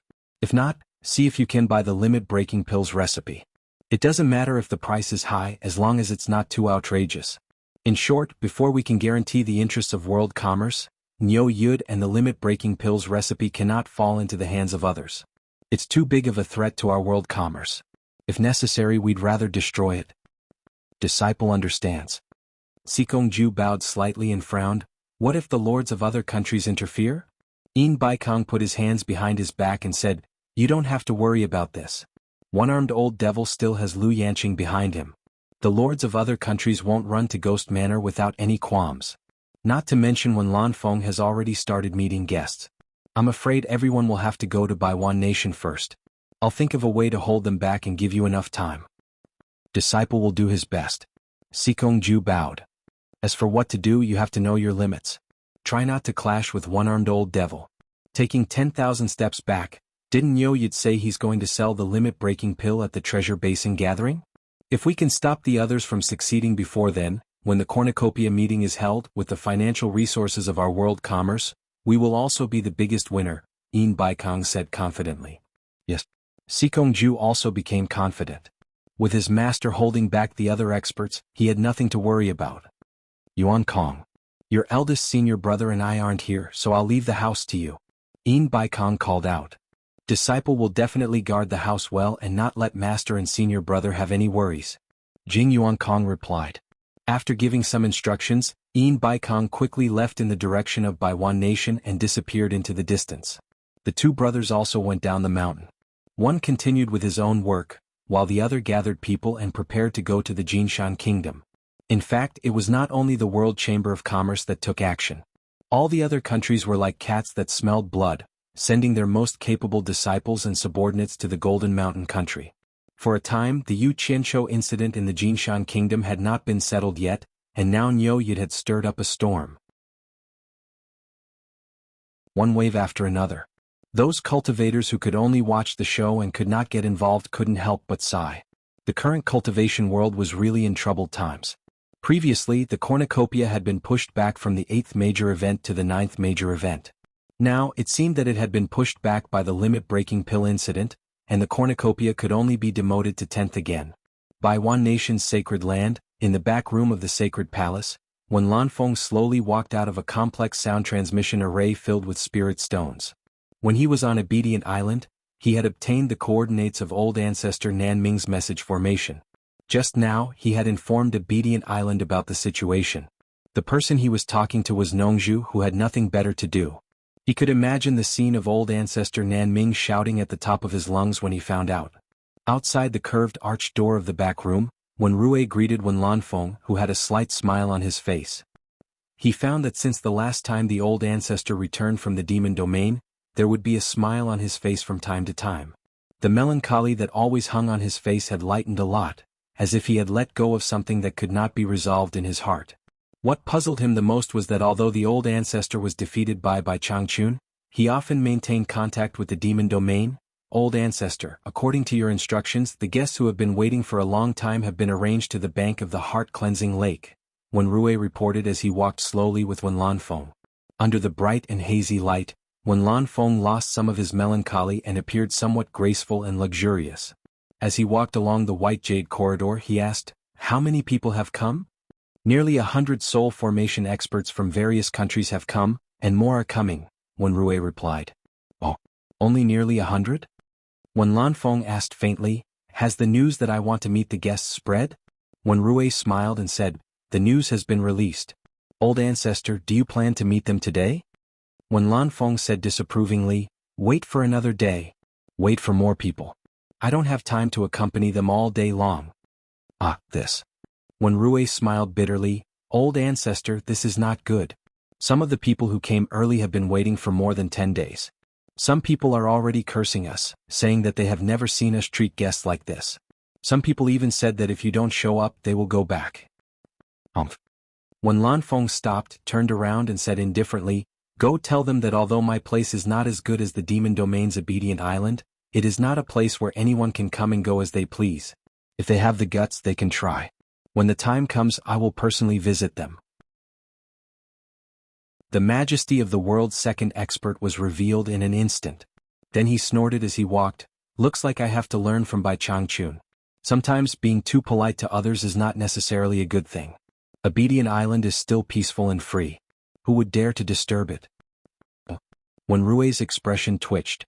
Although it was a good thing that the old ancestor's fighting spirit had reappeared, he would offend many people if he told them the exact words. After all, Baiwan Nation was not as aloof as the demon domain. Everyone had frequent dealings with each other. "Is there any news from the Misty Forest?" Wen Lanfeng asked again. When Rui quickly caught up and replied, "Everyone's attention is now on the Ghost Manor. Over at the Misty Forest, Yu Qianshou appeared a few times, but seeing that no one was paying attention to him, he hid in the Misty Forest and didn't appear again." What is this guy trying to do?" Wen Lanfeng shook his head and smiled. When the news that there was a treasure left by the demon monarch of 10,000 swords in the Misty Forest, he was also tempted. Baiwan Nation was also gathering people to prepare for the treasure. But when he heard the news that it was Yu Qianshou who leaked it, he immediately stopped the operation. Combined with Nongzhu's evaluation of Yu Qianshou, he instinctively felt that there was something fishy about it. So he got in touch with Nongzhu on Obedient Island. When Nongzhu heard about it, she said suspiciously, "Based on that kid's character, even a piece of trash is divided into several storage bags. How could he easily tell others about such a precious treasure?" Wen Lanfeng, "Are you sure about this news?" Wait, even if it's true, don't make a fuss. Maybe it's that kid's up to something again. By the way, don't worry about him for now. Let's keep in touch and see what he's up to. Was there such a thing? Wen Lanfeng was speechless. In the following days he jumped out of the scene and observed the changes from the perspective of an outsider.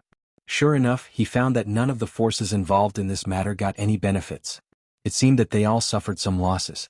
He kind of believed that it was Yu Qianqiu who was playing tricks on them. There are no soul formation experts in the mist forest who are involved, right? This was what Wen Lanfeng was worried about. He was worried that Yu Qianqiu would suffer losses and it would be hard to explain to that person on Obedient Island. When Rui knew that the ancestor had been watching Yu Qianqiu silently, even though he didn't hear it clearly from the ancestor during this period of time, he was quite protective of Yu Qianqiu. He smiled and said, there were soul formation experts who rushed to the mist forest before, but they were startled by that hero. They were afraid of following in the footsteps of Hua Zongming and Pu Taidong, so they rushed back to make arrangements. Even if they want to take action, I'm afraid they have to wait until they see you.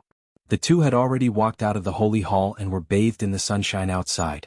When Lanfeng stopped quietly and said slowly, go to the heart-cleansing lake, and tell them that I'll see them tomorrow. Obedient Island in the Demon Domain, on the edge of the 1,000-mile lake. Nongzhu was holding a long and slender golden sword. She flicked it with her fingers and sighed constantly. After a long time, he turned around and pointed at the ancestor of Nanming helplessly and said, You're also known as the #1 blacksmith in the cultivation world. The materials that Old Bai collected with great difficulty to refine an upper-grade spiritual treasure were actually refined into a middle-grade spiritual treasure by you. I don't even know what to say about you. The Nanming old ancestor, who had a strong body and a tall physique, hung his head and said somewhat innocently, I was very confident this time and was about to succeed. At the crucial moment, who knew that Qinghua would play tricks on us? The intensity of the fire fluctuated. It's like seeing a ghost. He said to Bai Changchun, who was standing quietly by the lake with great shame, Bai Changchun, I'm really sorry. I didn't want this to happen. He didn't know how many times he had said this apology. Nongzhu rolled his eyes and knocked on his shoulder with his sword. He said with a hey, Old Bai is going to the East Holy Land. Don't you know what a good sword means to him? What's the use of just apologizing? I say, don't hide the treasures of your Xianxian Island anymore. Spill them all out and see if you can refine another one. The ancestor of Nanming's face twitched painfully.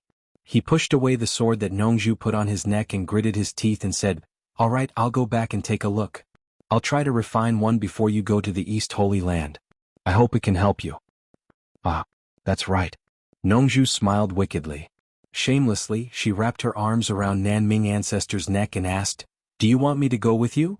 The ancestor of Nanming pushed him away in disgust. Just as he was about to scold him, he heard Bai Changchun say indifferently, Nanming, I appreciate your kindness. There's no need to trouble yourself. You don't have to feel guilty. I've seen the process of refining. It's not your fault. It's that Qinghua that suddenly had a problem. I lost my life. This is heaven's will. Nongzhu, who was making faces, and the disgusted ancestor of Nanming were stunned at the same time. Nongzhu said in shock, Old Bai, what do you mean? Don't worry. It's okay. Nanming was willing to do it. No one forced him. Nanming, tell me, did you do it willingly? As he spoke, he kicked the ancestor of Nanming's butt and let him speak for himself. Chapter 545. Ancestor Nanming glared at him with extreme disgust. This guy's habit of getting physical was really annoying. Unfortunately, he had made a mistake, so he didn't want to argue with him. He turned around and said, Bai Changchun, try again. Bai Changchun turned around and said indifferently, thank you for your kindness, but there's really no need. I can't break your rules. Otherwise, when I go to the East Holy Land, you'll be in endless trouble. Of course not. Nongzhu jumped between the two and patted her chest. If we don't say it, who will know that Nanming broke the rules? Nongzhu, don't say any more. Rules are rules. If I break them once, there will be a second time. The rules of Xianxian Island can't be broken on my head. I can't afford to owe you this favor, Bai Changchun said. What kind of stupid rules are those? Nongzhu shouted at ancestor Nanming unreasonably. Nanming was speechless. He understood that Nongzhu was anxious about Bai Changchun's matter, so she spoke without thinking. Nongzhu, don't make things difficult for him, Bai Changchun frowned. Nongzhu stared at ancestor Nanming angrily. The latter smiled helplessly and cupped his hands at Bai Changchun. Bai Changchun, I'm really sorry. I'll take my leave first. He felt ashamed to stay any longer. Bai Changchun smiled faintly. He knew that Ancestor Nanming would feel uncomfortable if he stayed. He raised his hand and thanked, sorry for the trouble, I won't see you out. I wouldn't dare. Nanming shook his head in shame. Then he let out a clear whistle. After a while, his red dragon flapped its wings and flew over from afar.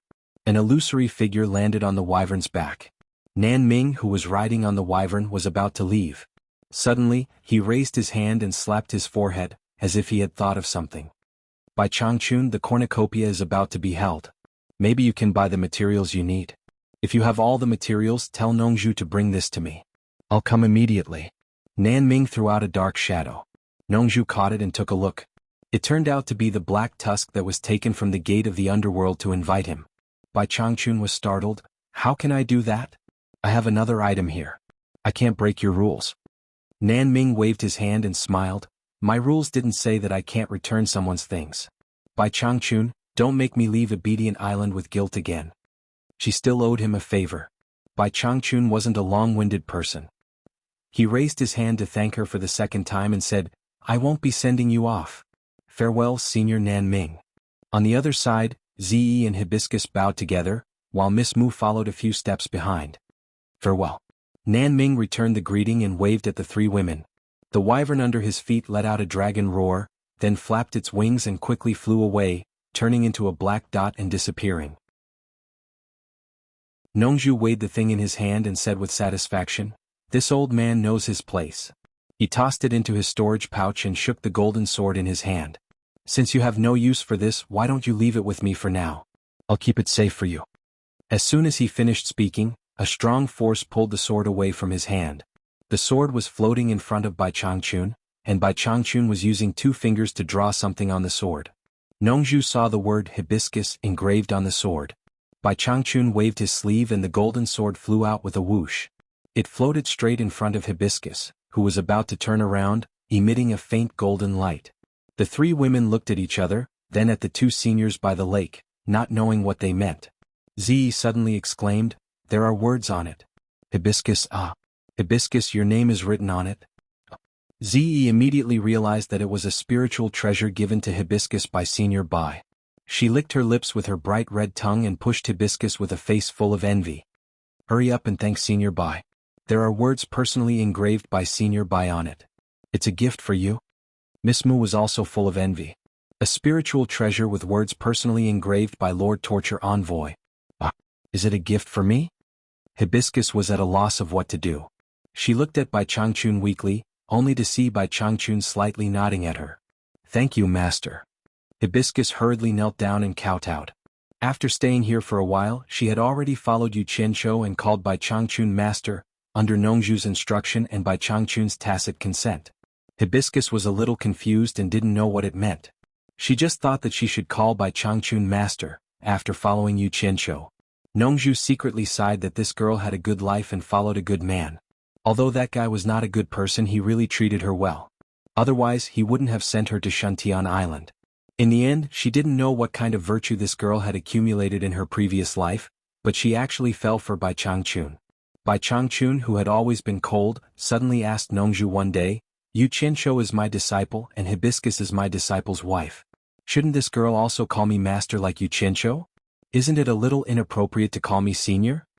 At that time, Nongzhu was completely dumbfounded as if she was struck by lightning. When she came to her senses, she kept digging her ears with her fingers, thinking that she had heard wrongly. She hurriedly asked, Old Bai, what did you say? Say it again, I didn't hear it clearly. Bai Changchun swung his hand and left with a bad look on his face. Ancestor Nanming, who was still present at that time, shook his head and said, That girl Hibiscus is so lucky. Nanming, what did old Bai say just now? Nongzhu still couldn't believe it and pulled Ancestor Nanming to ask again. After Ancestor Nanming repeated Bai Changchun's words, Nongzhu was dumbfounded again. She had known Bai Changchun for so many years. This old guy was unyielding and would never give in to anyone or anything. Only others begged him, and he had never begged anyone or anything. When did she hear him say such words? Although it was a casual sentence, the meaning behind it was obvious. He wanted Hibiscus to call him master like Yu Qianqiu. However, with his proud and aloof character, it was impossible for him to take the initiative to ask Hibiscus to call him master. If Nongzhu wasn't stupid, she would know what to do. However, Nongzhu just wanted him to say it again. How could Bai Changchun say it again? Naturally, he swung his sleeves and left with a bad look. Pa. Nongzhu, who came to her senses, slapped herself hard on the face. Ancestor Nanming chuckled and said, "Slap, slap hard. Slap another one." It was originally a teasing remark, but who knew that Nongzhu would slap another one hard, which made Ancestor Nanming dumbfounded. When did this guy become so obedient? Ancestor Nanming curiously stretched his head over and said suspiciously, "Slap another one for me to see." *CKU. Nongzhu kicked him to the ground, turned around and left. This made Ancestor Nanming inexplicably jump up and curse. Crazy. After a while, Nongzhu dragged the frightened Hibiscus back. After finding Bai Changchun, she pointed to the ground and said to Hibiscus, "Kneel down. From today on, you will follow Yu Qianqiu and call him master." Bai Changchun suppressed his anger and wanted to explode at Nongzhu. With his status in the cultivation world, did he need to force anyone to call him master? As long as he opened his mouth, there would be a long line of people begging him. He thought it was something important. So it was this. Hibiscus was stunned. She thought it was right to follow Yu Qianqiu and call him master. It was what she should do. She immediately knelt down and weakly called, "Master." Bai Changchun, who was filled with rage, was called master. Whether it was anger, it all disappeared without a trace. After being stunned for a while, he raised his hand and said, "Get up." From then on, Hibiscus called Bai Changchun master. Nongzhu still could not understand why this girl looked like an idiot and timid. How was she better than her daughter? She was not as pretty as her daughter. She had recommended her daughter Zi to old man Bai to be his disciple several times, but the old man just did not like her. She was so angry. When she asked about Hibiscus's background, she explained it clearly. She was originally the illegitimate daughter of an elder of Fuxian Island and was an ugly girl who was bullied. Later, Yu Qianqiu used the Rui pill to help her restore her appearance. Speaking of the Rui pill, Nongzhu was so angry at Yu Qianqiu. Last time in Dayang City, this guy said he only had one and Zi snatched it. She insisted that he pay for it. After asking Zi, she found out that this guy actually gave it to her. He did not snatch it at all. He was lying to her and there was more than one pill. Good boy, wait and see. Hand it over obediently and we'll talk later. Putting this matter aside, even if Hibiscus was from Fuxian Island, the #1 sect in China's cultivation world, she was not as good as the daughter of the island master of purple bamboo forest in the South Sea, the famous soul formation expert Nongzhu. After thinking about it, she could only think that Hibiscus was lucky. Perhaps old man Bai was doing this out of respect for his precious disciple. No matter what, this master was very, very precious. In the cultivation world, it was comparable to any powerful magic treasure. As long as Hibiscus said that her master was Bai Changchun, she could do whatever she wanted in the cultivation world. As long as Bai Changchun was alive, no one would dare to touch her. So, this girl's value doubled in the blink of an eye after she called him master. At this moment, Hibiscus stood up and reached out her hands to grab the sword with sincerity and excitement.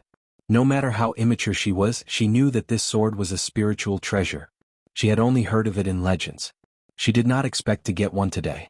Moreover, it was originally the sword of the world's #1 expert, but now it was given to her. Before she could grab it, the sword lost its strength and gently fell into her hands.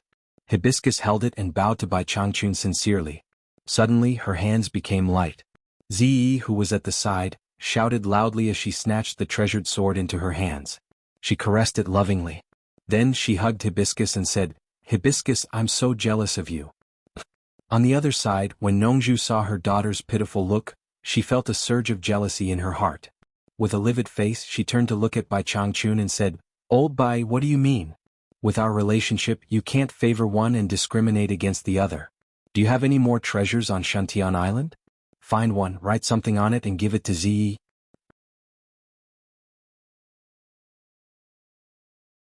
Chapter 546. He made it sound easy, but he made it sound like treasures were like weeds that could be plucked from the roots on Shantian Island. Bai Changchun glanced at him coldly.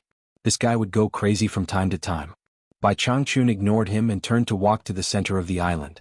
Nongzhu blocked in front of him and said in a deep voice, "Zi is your junior after all. It's not too much to ask you to give her a treasure as a gift. Bai Changchun stared at him, feeling angry and funny at the same time. Even if he wanted to give her a gift, he had never seen someone so thick-skinned as to ask for a gift. He said slowly, "I don't have any treasure here." Nongzhu was stunned. He believed what Bai Changchun said. He dared to say anything but he would never lie. So he said gloomily, "How about I find a treasure and you write something in front of Zi and then give it to her? I'm not as bored as you." Bai Changchun shouted in a low voice, "Get out of my way or don't blame me for being rude. I won't let you go even if you beat me to death." "Wait, I seem to have a sword at the level of spiritual treasure." Nongzhu checked his storage bag. He was fearless because he knew that Bai Changchun would not go too far even if he wanted to teach him a lesson. Bai Changchun's face instantly turned cold. He hated it when someone took advantage of his weakness. He made a grabbing gesture with his right palm, and there was a faint chi surrounding it.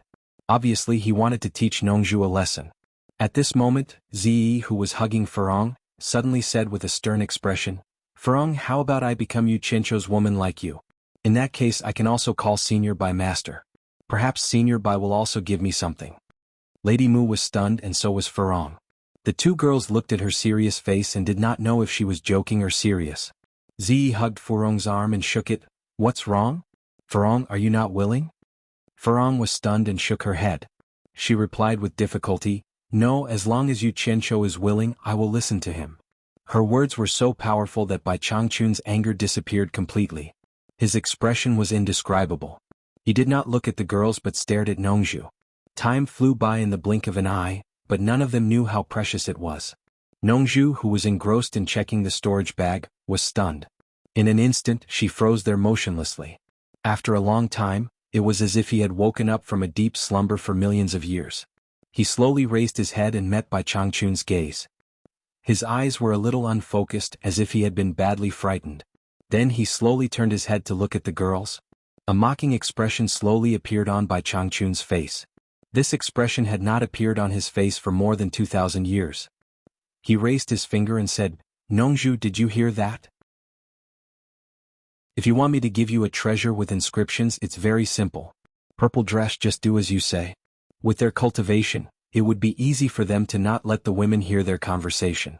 The three women looked at each other, each with their own thoughts, and did not pay attention to the movements of the two senior experts.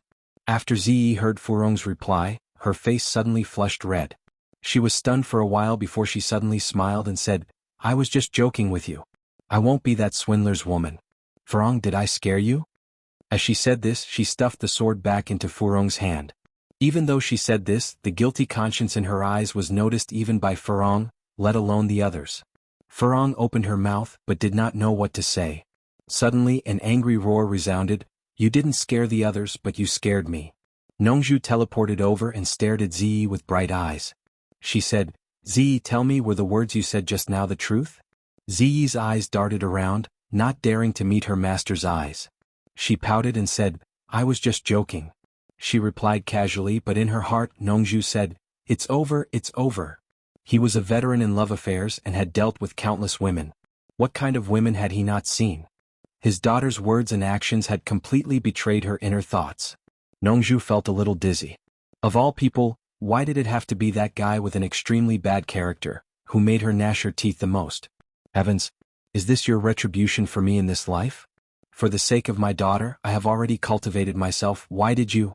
Nongzhu silently raised her head and asked the heavens speechlessly, but the heavens were also speechless. "Nongzhu, what kind of treasure do you want me to inscribe on? If worst comes to worst, I will go all out and personally go to Shenzhen Island to look for Nanming." Bai Changchun said with a serious face, adding insult to injury. Ziyi's pretty face turned even redder. She understood the unspoken meaning in Elder Bai's words. After looking at her daughter's face, Nongzhu really felt dizzy, so dizzy that the world was spinning. He held his forehead with one hand and shouted angrily, "Bai Changchun, shut up." Haha. For the first time in Obedient Island, the cruelest torture envoy in the history of the demon domain laughed heartily. With a flash, he disappeared into the door of the big house at the center of the island. "Master, what's wrong?" Ziyi asked guiltily, worried that her master was angered by her. "Nothing." Nongzhu waved her hand and said nothing more. He knew that it was useless to forcefully stop this kind of thing. It probably had no effect on that brat at all, and it would hurt his daughter's heart instead. He had hurt too many women's hearts in his life, but he didn't want to hurt his daughter. Retribution. I lost so miserably. Nongju murmured to herself with a pale face. She walked towards the big house in a daze, her back hunched and her steps staggered. Mr. Nongju, the famous free cultivator who was known as the most handsome man in the cultivation world, seemed to have aged 1,000 years in an instant. He had long noticed that his daughter had an unusual feeling for Yu Qianqiu, but his daughter had always been his darling, so how could he let that bastard take her away so easily? Therefore Nongju had been holding back his anger, and from time to time he wanted to beat up Yu Qianqiu to vent his anger. He remembered that when Yu Qianqiu first came to the purple bamboo forest in the South Sea, he had warned Yu Qianqiu not to have any improper thoughts about his daughter. It seemed that that brat really did that, and he could see that Yu Qianqiu did not have any ideas about his daughter. However, the god of fate favored that brat very much, and helped that brat to put the shackles of fate on his daughter that she could not break free from. Yu Qianqiu, who was thousands of miles away, did not do anything to him, but hit his soft spot. Nongju, who had been secretly holding back his anger, was completely defeated. That was why he said, I lost so miserably. The feeling of losing the most precious thing made him feel lost. Ziyi looked at her master's back blankly, wondering if she had done something wrong. Nongju staggered into the big house and collapsed on the ground. She seemed to have no strength left in her body, and lay there with her limbs open. Bai Changchun, who was sitting cross-legged, stared at her and frowned.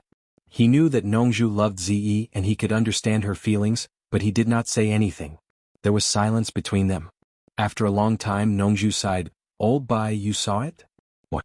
Ziyi and Yu Qianqiu. I never worry about that thing because it is useless to worry about it. The more I worry about it, the worse it will be. Bai Changchun shook his head slightly and then sighed, Nongju, let go. Ziyi is not a child. You keep her by your side, which is not love. She needs her own life, good or bad, bitter or spicy. It is something she must experience in her life and she needs to taste it by herself. You filter all the taste and only give her sweet food. You should know that if she eats too much sweet food she will get tired of it, and it will also become bitter. Nongju stared at the beam of the house and murmured, I don't want to restrict her, I just want her to have a good ending. The world is big and everything is reproduced, but they all end up in the same place. Only an eternity without eternity can be eternal, so what kind of ending is a good ending? Bai Changchun asked, Do you think that Yu Qianqiu's ending is not good for Ziyi? Of course you think so. Yu Qianqiu is your disciple. Of course you think he is good. Nongju rolled his eyes, lying there. With a few words of consolation he felt a little better. He regained some of his vitality, unlike before when he was like a piece of rotten wood. Let's not talk about this, you won't listen to me. Help me do something, Bai Changchun said. Nongju, lying on the ground, tilted his head and asked, What is it? Find Yu Qianqiu and ask him what happened in the mist forest. Bai Changchun thought for a while and then said, Ask him why he can go in and out of the mist forest at will. Nongju's eyes brightened and he quickly climbed up, patted his forehead and said, Why didn't I think of this? If the treasure of the Thousand Swords Demon Monarch is really in the mist forest, it doesn't matter if the refining failed. With the convenience of Yu Qianqiu entering and exiting the mist forest at will, he should be able to get the sword of the Thousand Swords Demon Monarch. Maybe he has already succeeded. TSK. Did you think of this a long time ago? No wonder you didn't have any reaction when the refining failed. Nonsense. Bai Changchun snorted, The mist forest is related to the Thousand Swords Demon Monarch, but it can't have the treasure of the Thousand Swords Demon Monarch. Don't let your imagination run wild. Nongju raised his hand to pinch his chin, and looked at Bai Changchun suspiciously. How do you know the mist forest is related to the Thousand Swords Demon Monarch?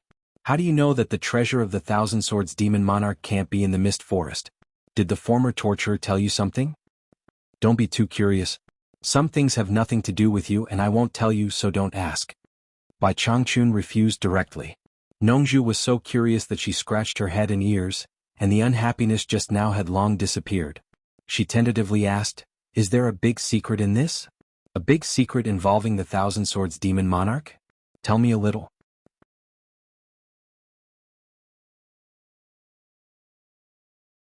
Chapter 547. Bai Changchun glanced at him indifferently and said, The Demon King of Swords created the Demon King of Demons. Some things about him have been passed down from generation to generation by the torture envoys and will not be disclosed to outsiders. You had the chance to know but you gave it up. Even so, I can give you another chance. If you swear to take over as the next torturer, I'll tell you without you even asking. Do you really want to know? Nongzhu, who was dawdling and acting shamelessly, was stunned. His face twitched for a while before he shrank back and said embarrassedly, I just asked casually. It's fine if you don't want to tell me, but you don't have to be so serious. Don't you want to know? Bai Changchun snorted and said, I trust the judgment of the former torture envoy. Nongzhu waved his hand and said, Forget it. That old thing makes me nervous. You'd better tell your precious disciple. It was not worth it for him to put on the shackles of the demon king of demons for a secret that had nothing to do with him. He lived a carefree life now. He could eat, sleep, leave and stay as he pleased. The world was big and he could do whatever he wanted. Go early and come back early, Bai Changchun said coldly. He was urging him to hurry up and stop dawdling. Nongzhu got up unhappily and said while pulling his clothes, It's my bad luck to meet you. You always order me around. I just want to ask you a question. You can go by yourself. Why do you always ask me to pass the message? Although he said so, he also knew that if Bai Changchun showed up in all the countries to look for someone, it would be a little too noisy. This guy didn't show up easily. Once he did, he would shock the world and make all the practitioners panic. Those who didn't know would think that something big was going to happen again. There was no other way. He was so famous. Walking to the door, Nongzhu suddenly turned around and asked, According to the news from Wenlanfeng recently, Yu Qianshou is making more and more trouble. Aren't you afraid that he won't be able to clean up the mess? There's nothing bad about it. The bigger the trouble, the better. If it was too quiet, it would create trouble for him. Let him get used to it, then I can leave in peace, Bai Changchun said calmly. Nongzhu was dumbfounded. She really wanted to call him a lunatic. It turned out that this old thing really let his apprentice do whatever she wanted. For the growth of his apprentice, he used the whole cultivation world as a whetstone. His mood had fluctuated too much today, and he didn't want to be agitated anymore. Nongzhu flashed outside and went to the sound transmission formation left by ancestor Nanming. After sending a message to Wenlanfeng, she quickly flew away. In the sacred land of Baiwan Nation, ancient trees covered the sky densely. In the depths of the jungle, the surface of the heart-cleansing lake was as calm as a mirror, reflecting the blue sky and white clouds. From time to time, various kinds of birds would fly past. There were many pavilions and buildings by the lake, and the morning mist curled up like smoke. It was like a fairyland on earth. This was the place where the literati of Baiwan Kingdom used to entertain their guests. Occasionally, there would be people walking back and forth between the pavilions. There were also cultivators in groups of 3 to 5 who were chatting together. From time to time, people would descend from the sky. Most of them rejected the disciples sent by the one family to attract the guests and joined the crowd of cultivators to chat. At this moment, the sound of someone flying through the air could be heard. From the sound, it didn't sound like an ordinary expert. Everyone looked up. As soon as they looked up, they saw an old man in a black robe stopping in midair.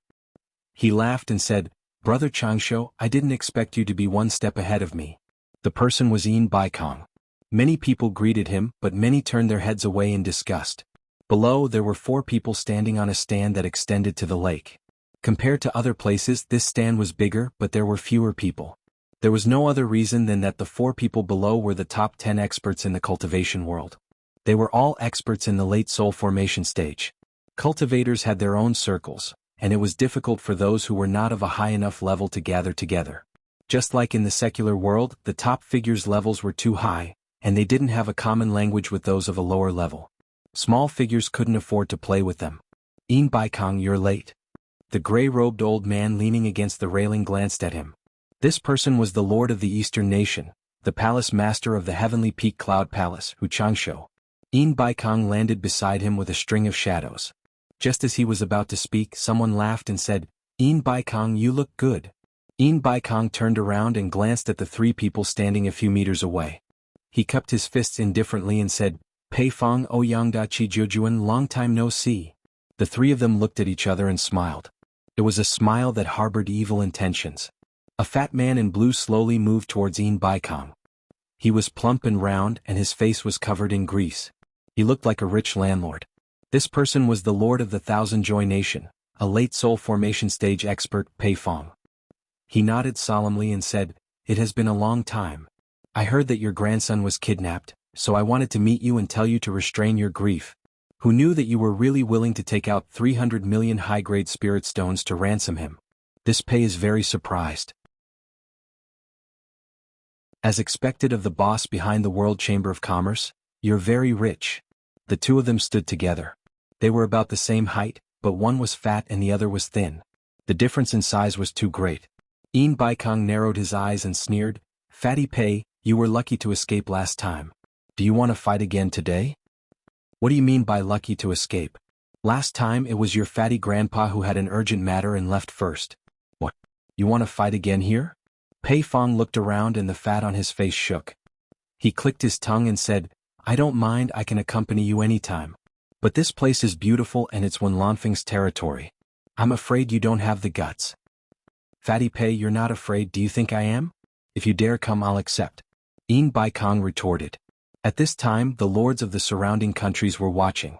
Even if they were afraid of Wenlanfeng, they couldn't lose in a verbal argument in public. Otherwise they would lose face. Ouyangda and Qi Jiujuan looked at each other and slowly walked to the left and right of Pei Fong. The former said indifferently, "It's better to have fun together than to have fun alone. If you two don't mind, let us join in." "That's right." Qi Jiujuan, who was wearing a golden robe, agreed. He was the Lord of Nine Tais and the former was the Lord of Great Liao. Both of them were late soul formation experts and they were in the same group as Pei Fong. Their words were pleasant to the ear, and they seemed to be joining in the fun. But the surrounding people could see that their intention was obvious. They wanted to beat Yin Baikong up with 3 people. Yin Baikong laughed and turned around. "Brother Changsho, it's rare to have a fun time." His tone was meaningful. Hu Changsho, who was facing the heart-cleansing lake with his hands behind his back, said without turning his head, "Since it's a fun time, the more the merrier. Count me in."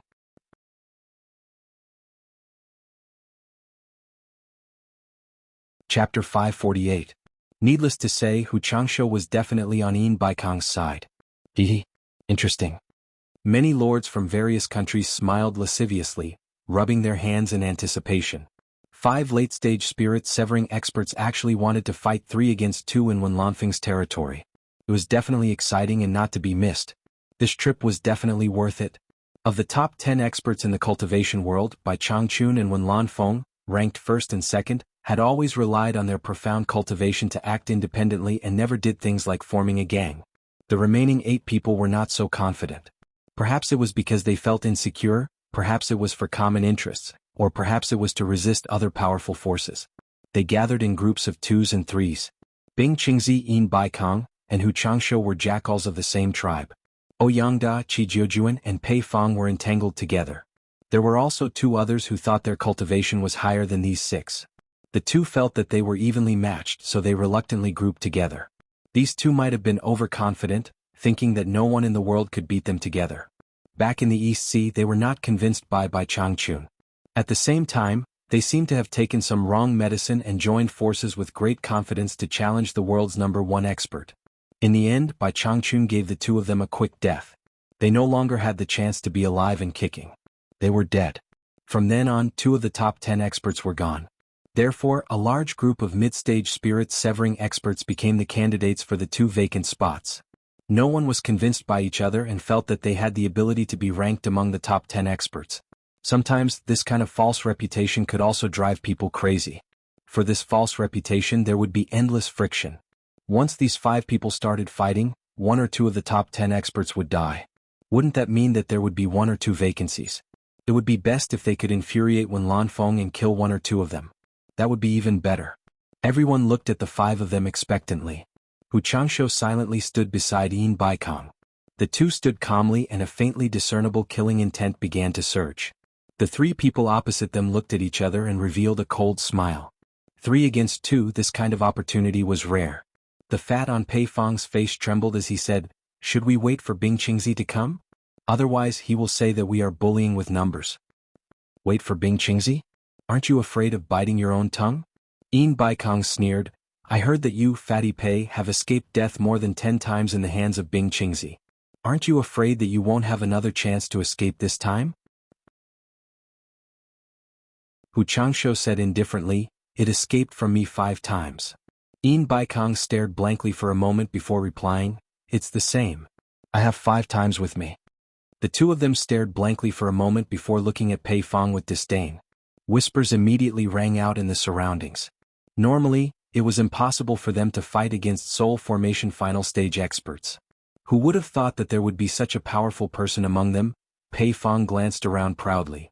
He did not feel embarrassed at all. Instead, he had an expression that said, "What do you guys know? Don't talk nonsense. If you have the ability, don't say it." Qi Jiujuan snorted coldly and shot into the air. Pei Fong held his belly and laughed. Then he and Ouyangda flashed into the air at the same time. The three of them looked down. A thick and forceful aura filled the air. Yin Baikong squinted his eyes and stared at the sky.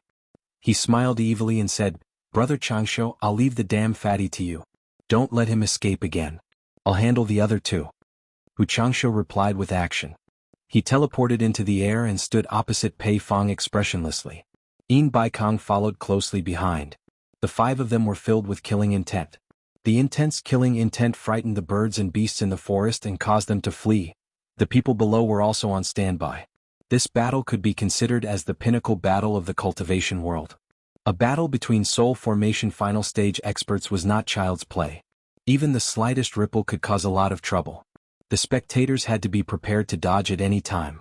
Bing Qingzi, who was supposed to be part of the battle, was currently in a desolate mountain not far from Baiwan Nation's sacred land.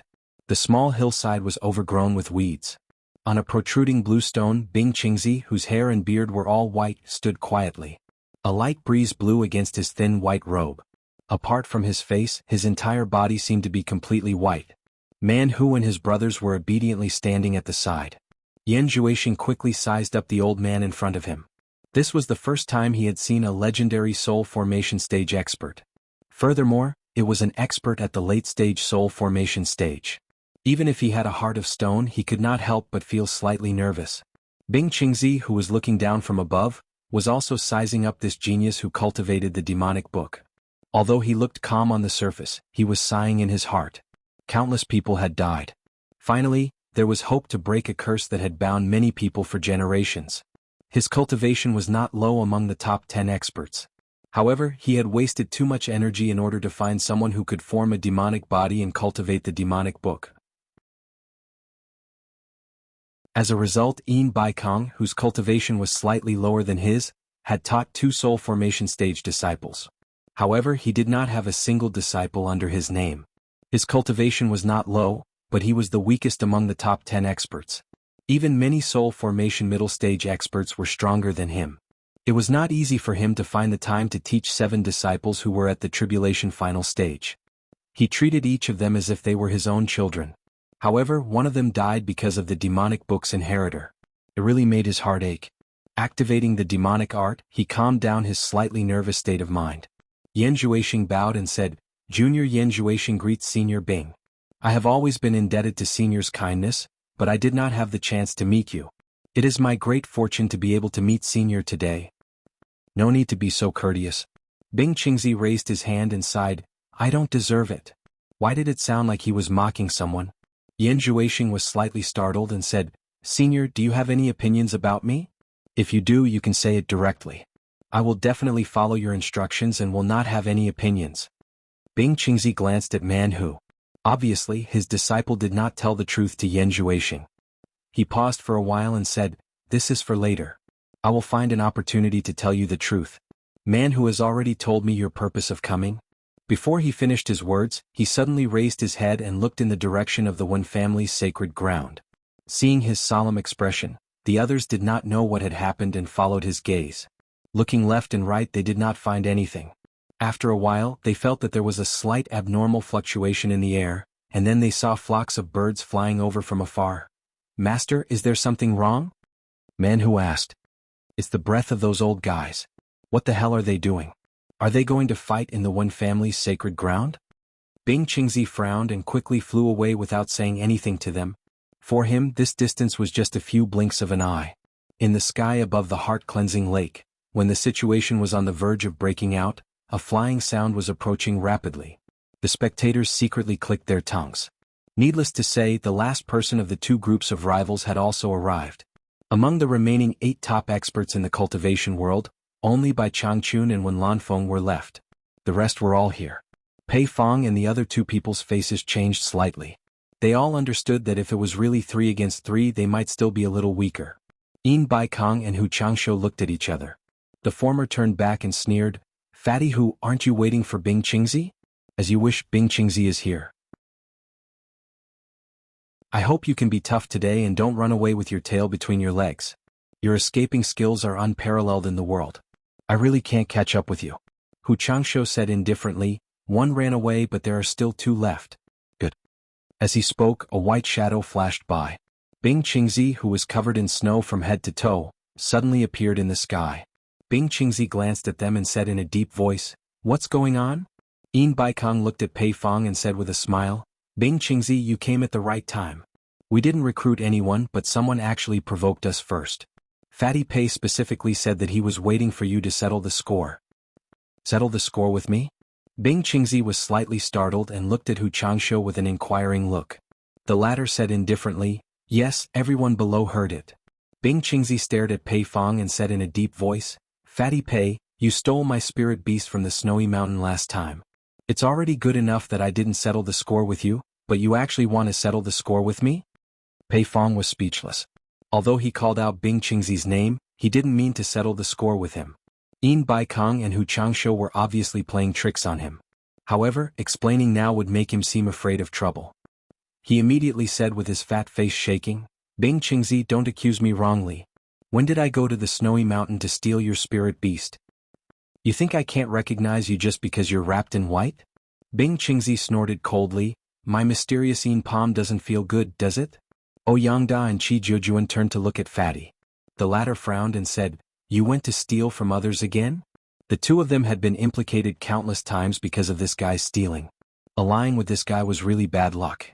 The most depressing thing was that this guy liked to steal from experts, especially from the 3 of them. But then again, the more powerful an expert's item, the more valuable it was. There were only a few top experts in the cultivation world. He didn't dare to steal from those that were too powerful. "What are you talking about?" Pei Fong patted his chest and said excitedly, "Don't tell me you don't believe me but believe them? Dizzy. With your figure it's hard to mistake you." Yin Baikong glanced at his chubby figure and sneered, "You're a famous thief. It's not the first time you visited my God of Wealth peak. It's a disgrace to be on the same level as you among the top 10 experts." Pei Fong had a bellyful of anger when he talked about stealing from the God of Wealth peak. The last time he snuck into the God of Wealth peak, he only stole a tightly sealed broken box and was discovered by Yin Baikong. He didn't know what kind of valuable treasure was hidden inside, but it provoked Yin Baikong to chase after him for a few days and nights, causing him to be covered in injuries and almost lose his life. In the end, he had no choice but to throw away the broken chest and escape. It was because of this that he took the initiative to provoke Yin Baikong. Thinking of the injuries that took a long time to heal, Pei Fong was enraged and shouted, "Yin Baikong, don't confuse right and wrong here. If you want to fight, then bring it on. Don't think of leaving here alive today." Yin Baikong sneered. He was eager to use this opportunity to get rid of 1 or 2 troublesome fellows. "Yin Baikong, I haven't seen you for many years. You're getting more and more arrogant. Do you think this is your world commerce? Do you think you can call the shots here?" A faint voice reverberated in the surroundings. Then the voice became louder and louder. Although it was soft, it became somewhat deafening in the end. The calm surface of the heart-cleansing lake was shaken by the continuous sound, and it lost its calmness. The leaves of the surrounding trees were also shaking non-stop. Such a profound cultivation. Everyone was shocked. They looked around but couldn't find where the voice came from. Although they couldn't see who was speaking, they knew it was Wen Lanfeng from the voice. The expressions of the 6 late-stage soul formation cultivators changed. They weren't strangers to Wen Lanfeng. Just from this voice, they could tell that Wen Lanfeng's cultivation was far stronger than before. No wonder he dared to go to the demon domain to find Bai Changchun. In the ghost manor, Yu Qianshou had already moved out of the small courtyard. He didn't move outside the ghost manor, but to the main courtyard of the ghost manor. Under Fu Chun and Qin Jiaxing's inquiry, the group of rogue cultivators who originally occupied the main courtyard happily gave up their territory. Since Senior Niu wanted to live here, no one dared to say anything. The ghost manor was no longer the world of rogue cultivators. Cultivators from various countries had gathered here. Although there were many people, no one dared to cause trouble. After all, they had been warned by their sects before coming here. Everyone's purpose in coming here was naturally to find Niu Yud. At the arched entrance of the main courtyard, Qin Jiaxing stood there like a door god. He looked at the group of people in front of him and said indifferently, "Come one by one. Don't rush. You can only enter if you pay." A large group of late-stage tribulation passing experts stared at Qin Jiaxing, who was guarding the entrance. A mere early-stage tribulation passing expert actually dared to block their way. However, they couldn't do anything about it. Who told them to ask for help? Moreover, the people guarding the entrance were the mysterious Niu Yud subordinates. To be honest, when Qin Jiaxing first faced so many late-stage tribulation passing experts, it would be a lie to say that he wasn't afraid. He was so scared that his legs and stomach turned to jelly. But now, a person angrily strode out. Qin Jiaxing pointed at the nose of a late-stage tribulation passing cultivator and said coldly, "It's your turn." The person stared at Qin Jiaxing and sneered, waiting to see what would happen. Gritting his teeth, he took out a storage bag and stuffed it into the person's hand. Just as he was about to rush inside, Qin Jiaxing grabbed him. "Wait!" The person shouted, "Let go!" He wanted to kill Qin Jiaxing on the spot. Yes. 100,000 high-grade spirit stones. Not a bad amount. After Qin Jiaxing injected his divine sense into the bag, he let go of the person, waved his hand and said, "You can go in." You. The person was so angry that he clenched his fists and the bones in his body made cracking sounds. Qin Jiaxing coldly snorted and said expressionlessly, "Senior Niu's time is very precious. If you don't want to go in, then please get out of the way. There are people waiting behind you. However, you should know the rules, right? The money you received is not refundable."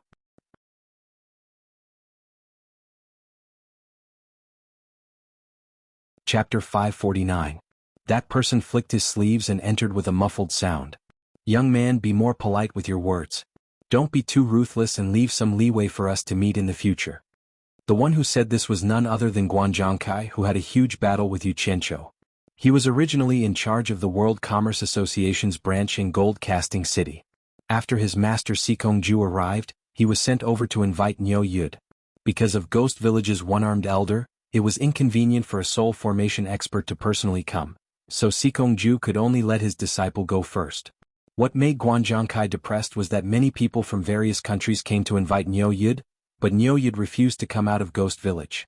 Those who wanted to see him had to line up. This ostentatious display was really not bad. The most infuriating thing was that Niu Yud actually raised the price. Those who wanted to see him had to pay a meeting fee of 100,000 high-grade spirit stones, otherwise he wouldn't see them. This was simply looting a burning house. If it wasn't for Ghost Village's one-armed elder having enough face and Niu Yud's unfathomable cultivation, Ghost Village would definitely be trampled to the ground today. Guan Zhangkai waited for half a day and saw this gatekeeper's arrogance and rudeness.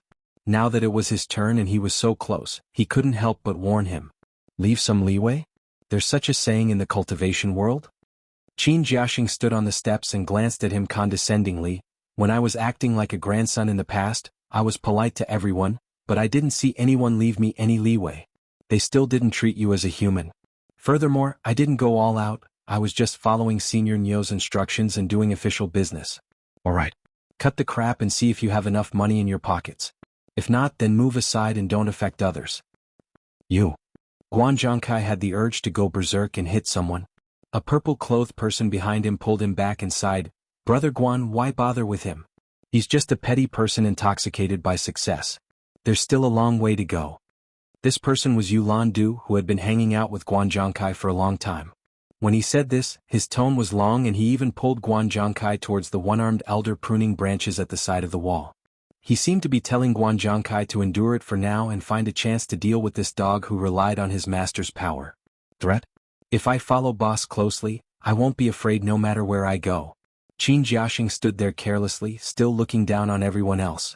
He felt great in his heart.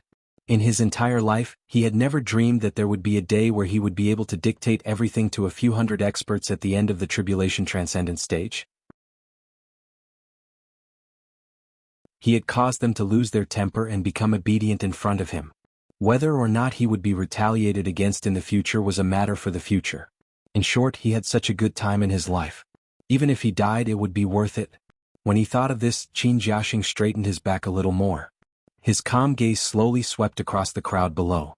His bearing was steady and graceful, and he had the demeanor of a master. If a person wasn't afraid of anything and didn't care about anything, he would naturally be strong without any desires. The rogue cultivators who were huddled in the surroundings stared at Qin Jiaxing enviously. He thought to himself, this guy has finally made a name for himself. He's so bold that he dares to order a group of experts at the final stage of the crossing calamity stage. I'm so envious. Not long after, the person who went in earlier came out with an ashen face. Many people asked him what was going on, but he didn't answer and quickly flew away after he went out. The group of people looked at each other. They didn't know what Nyoyu did to the people who went in. Why did none of them have a good expression when they came out? Next, Qin Jiaxing shouted in a voice that was neither loud nor soft. Guan Zhongkai gritted his teeth as he took out a storage bag and handed it over. With the previous example, he wasn't in a hurry. He waited for the arrogant guy at the door to count the spirit stones and get his permission before he strode in. The courtyard was deep and serene. After passing through the plum trees on both sides, he saw two people standing on a platform at the entrance of the main hall. The person standing to the side was expressionless, while the person facing him was staring at him with a smile. TSK. Fo, we meet again. When Yu Qianqiu saw that the person who came was actually Guan Zhongkai, he smiled even more happily. This must be Mr. Nyoyu. Guan Zhongkai didn't like this Nyoyu very much. He was the same as the guards outside and liked to look down on people. How could he greet a guest like this? However, he still forced a smile and cupped his fists at Yu Qianqiu. I'm Guan Zhongkai from the World Commerce Association. I'm here to meet you. I have something to discuss with you.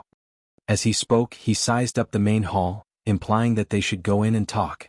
Yu Qianqiu smiled and nodded. He turned around and slowly walked towards the main hall with his hands behind his back. Just as Guan Zhongkai went up the stairs, the person beside him interrupted and stopped him. The person said expressionlessly, "You've seen Senior Nyo's face. Please go back. If you still want to talk to Senior Nyo, please pay more. 200,000 superior-grade spirit stones." Guan Zhongkai was stunned. When he reacted, his expression twitched. Are you kidding me? I paid 100,000 superior-grade spirit stones. Just a meeting and that's it. That's right. Fu Chun didn't hide and explained cleanly. That 100,000 superior-grade spirit stones is just the meeting fee. It doesn't include the cost of the conversation. Senior Nyo's time is very precious. It's already rare that he's willing to meet you for 100,000 superior-grade spirit stones. If you want to take up Senior Nyo's time to chat, you naturally have to pay more. You guys must be crazy for money. 100,000 superior-grade spirit stones for just one meeting? Guan Zhongkai was furious. He felt like he had been cheated. Please calm down. Fu Chun was neither arrogant nor rash. She continued politely. This rule isn't just for you. Everyone who came in before followed it. There were no exceptions. Please forgive me. Why didn't you say so earlier? You guys are cheating people on purpose. Of course not. Fu Chun said curiously, I told everyone who went out to tell the rules here to the people outside. Didn't they say anything? That can't be right? Guan Zhongkai was stunned. He finally understood now.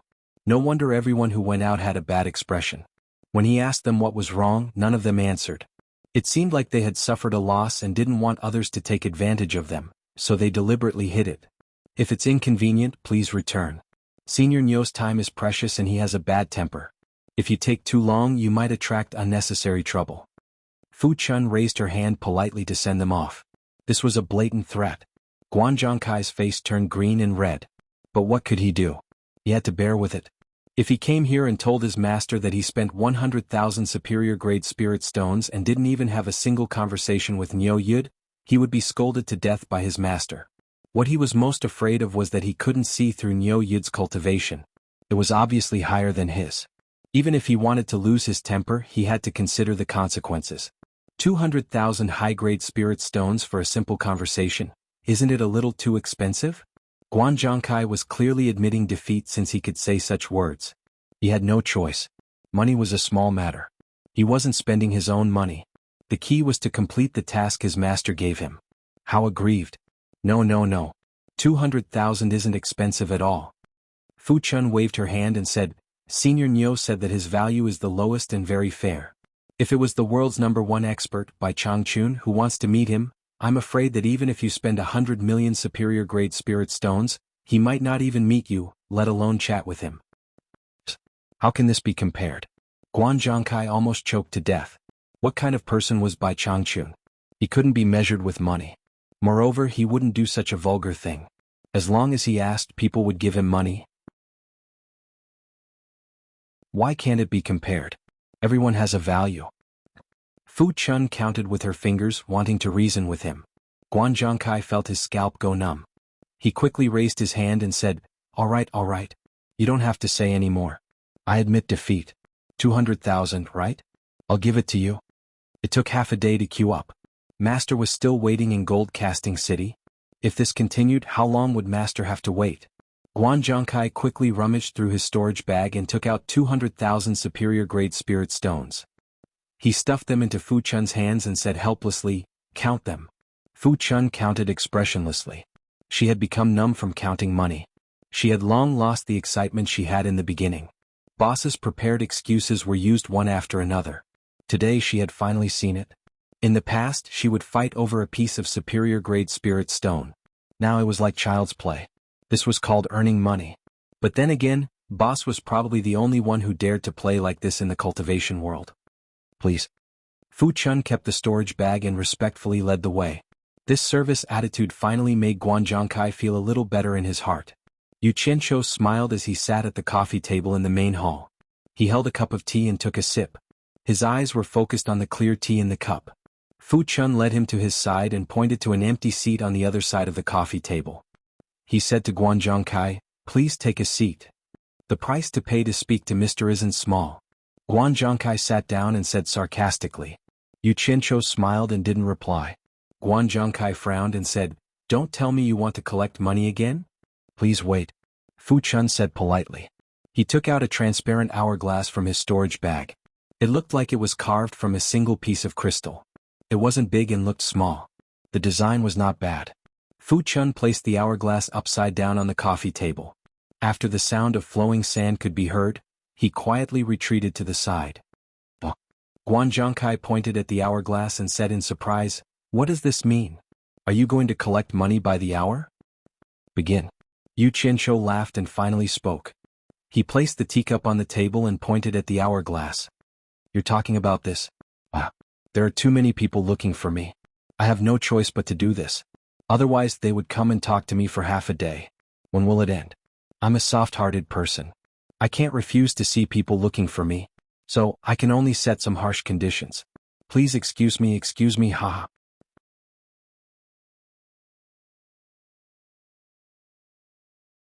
Chapter 550. You're soft-hearted? I think you're more like black-hearted. My Grandmaster Yin Baikong is famous for doing business in the cultivation world, but he's never done it like you. Guan Zhongkai held back his words forcefully and didn't say it out loud. He pointed at the hourglass unhappily and said, looks like I'm not wrong, you charge by the hour. Look at your words, you're exaggerating. Yu Qianqiu smiled. There's nothing wrong with the hour, but you've already paid 200,000 for the conversation. I won't charge you for the rest of the time. Hearing this, Guan Zhongkai's slightly leaning body relaxed and he heaved a sigh of relief. But he was still cursing in his heart. What's the difference between paying 200,000 high-grade spirit stones in a single hour and robbery? No, it's even easier than robbery. Yu Qianqiu glanced at him and saw his sullen face. He knew he was probably scolding him. This was within his expectations. If he couldn't hear it, then pretend he didn't know. What could he do? He coughed and said seriously, that Guan? What's your name again? Guan Zhongkai had just gathered his energy and was ready to talk about business, but his face darkened again when he heard this. He had just announced his name and the other party had forgotten about it. Clearly he didn't care about him at all. Usually he relied on his position as Yin Baikong's first disciple to be arrogant in the cultivation world. When had he ever been ignored like this? Actually, he didn't care about Niu Yid at all.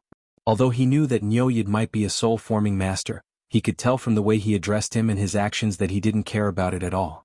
Who knew that the other party was even more blatant about his disregard? Helplessly, he held his breath and said in a low voice, Guan Zhongkai. Guan Zhongkai, I've heard of you. Yu Qianqiu had a look of realization. He nodded and said, I heard that you're in charge of Gold Casting City and brought a lot of spirit stones to place a bounty on Yu Qianqiu's head. Is this true? I'm just following orders. Guan Zhongkai wasn't here to talk about this. He casually said, "Mister, you're also concerned about this?" "Of course I'm concerned. I heard the bounty is 100 million high-grade spirit stones." Yu Qianqiu paused and explained embarrassedly, "It's not for the spirit stones, I just know Yu Qianqiu. It would be strange if it wasn't for the spirit stones. If it wasn't for the spirit stones, would you be so shameless as to do this?" Guan Zhongkai casually replied with an "oh," and glanced at the slippery sand in the hourglass. He changed the topic and said, "I came to find you because I have something important to discuss with you." He changed the topic, but Yu Qianqiu continued talking about himself.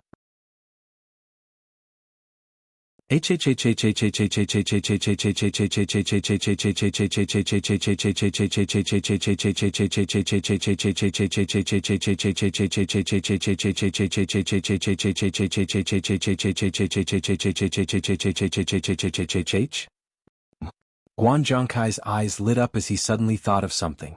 He seemed to have received news that Niu Yid said that Xan Laosan had brought Yu Qianqiu to visit him. If that was the case, then Niu Yid might really be able to contact Yu Qianqiu. Guan Zhongkai gnashed his teeth as he thought of Yu Qianqiu. Admitting defeat in front of everyone last time was too embarrassing. If he wasn't Master's chief disciple and Master was a person who stood above tens of thousands of people in the World Chamber of Commerce, he would have ended up in a miserable state. Even so, when he returned, Master Sikongju was so angry that he almost killed him. After a round of cursing, he was severely punished, causing him to almost be unable to lift his head in the World Chamber of Commerce. This time, Master still gave him a chance to redeem himself by performing meritorious deeds. This hatred would never end. After a moment of silence, Guan Zhongkai's eyes flickered as he said, "From Mr.'s tone, it seems that Mr. has a way to capture Yu Qianqiu?" Yu Qianqiu inadvertently glanced at the hourglass that had more than half of the fine sand leaking out. He coughed and said, "Insignificant Yu Qianqiu, haha. Let's get back to business. Honestly, if I can capture Yu Qianqiu, how much money will you give me?" "Yu Qianqiu is hiding in the fog forest. You really have a way to capture him?" Guan Zhongkai asked in disbelief.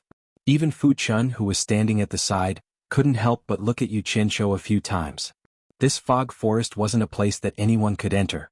However, with Boss' unfathomable abilities, it really wasn't clear. "This isn't something you should worry about." Yu Qianqiu raised his teacup and took a small sip. He slowly said, "The key is whether the price can move me." Guan Zhongkai suddenly stood up and muttered, "This?" He slowly paced around the hall in deep thought. Even though world commerce was very rich and his position in world commerce wasn't low, the maximum amount of spirit stones he could use was at most 100 million. This was also the authority to use it in emergencies. Yu Qianqiu wasn't in a hurry and let him think slowly. He held his teacup and occasionally looked at the hourglass. It seemed that Fu Chun's gaze was also sweeping over the hourglass. After a while, Guan Zhongkai's expression returned to normal and he sat back down in his chair. He put on the face of a merchant negotiating and asked, "How much do you want?" "Name a price. We can discuss it." He looked calm on the surface, but he was secretly excited. Looking at Niu Yid's appearance, he might really have a way to capture Yu Qianqiu. If it was true, then this trip was worth it. He had resolved two major matters for world commerce in one go. This merit was more than enough for him to wipe away his previous shame. Most importantly, he could capture Yu Qianqiu to vent his anger. This face tsk. As expected of someone from world commerce. Yu Qianqiu was delighted and placed his teacup back on the table. He shook his sleeves and pushed out his palms, revealing all 10 of his fingers, 1 billion high-grade spirit stones. 1 billion? Guan Zhongkai was stunned and then sneered, "Mr. Niu, you must be joking. Is that trash Yu Qianqiu worth this price? It's too high, this is impossible. Your grandma is the trash, your father's net worth, F***K priceless." Yu Qianqiu's expression twitched. He had just wanted to discuss the price of his capture with someone else and was secretly happy. He didn't expect to suffer a loss in the blink of an eye. Since it's impossible, then there's nothing more to say. Yu Qianqiu added with some pent-up anger, "Everyone knows the value of the Thousand Swords Demon Monarch's treasure. Yu Qianqiu is a priceless treasure. A fixed price of 1 billion, not a single spirit stone less. If you want to take advantage, tell your world commerce to find someone who has the ability to capture Yu Qianqiu." He thought to himself, "You dare to call me trash in front of me? Bastard, just wait and see. One day I'll chop you into a pile of trash and feed you to the dogs." Guan Zhongkai was stunned. He didn't know why he was angry at Yu Qianqiu. This person clearly had the face of doing business, but why was he so impatient when it came to discussing the price? No wonder he could only make such a shameless profit. He smiled and said, "Mister, why are you in such a hurry? We can slowly discuss the price." "I have to be in a hurry. I'm thinking for you." Yu Qianqiu knocked on the table expressionlessly, then pointed at the hourglass. He waved at Fu Chun and said, "Send the guest out." You." Guan Zhongkai almost choked to death. He stared at the hourglass and stuttered for a while, not knowing what to say. He wasn't a fool. Of course, he knew what it meant when the hourglass timer ended. Fu Chun, who was at the side, was stunned when she heard the two of them talking about 1 billion high-grade spirit stones. Even though he had broadened his horizons in the past few days, he still couldn't accept such a huge number. What kind of concept was 1 billion high-grade spirit stones? After being roused by his boss's words, he took a deep breath and walked to Guan Zhongkai's side. He raised his hand towards the door and said, "Please." Wait. Guan Zhongkai couldn't take it anymore. How could he just leave like this? After talking for half a day, they didn't talk about anything practical and had spent 300,000 spirit stones. How was he going to explain when he returned? Even the World Commerce's chief disciple's grand disciple couldn't be this wasteful, right? Did he still want to work in the future? "Mr. Guan, everyone abides by the rules. You can't be the only exception, right? If this matter gets out, Senior Nyo will really be embarrassed. Please go back." Fu Chun raised his hand again to send the guest off.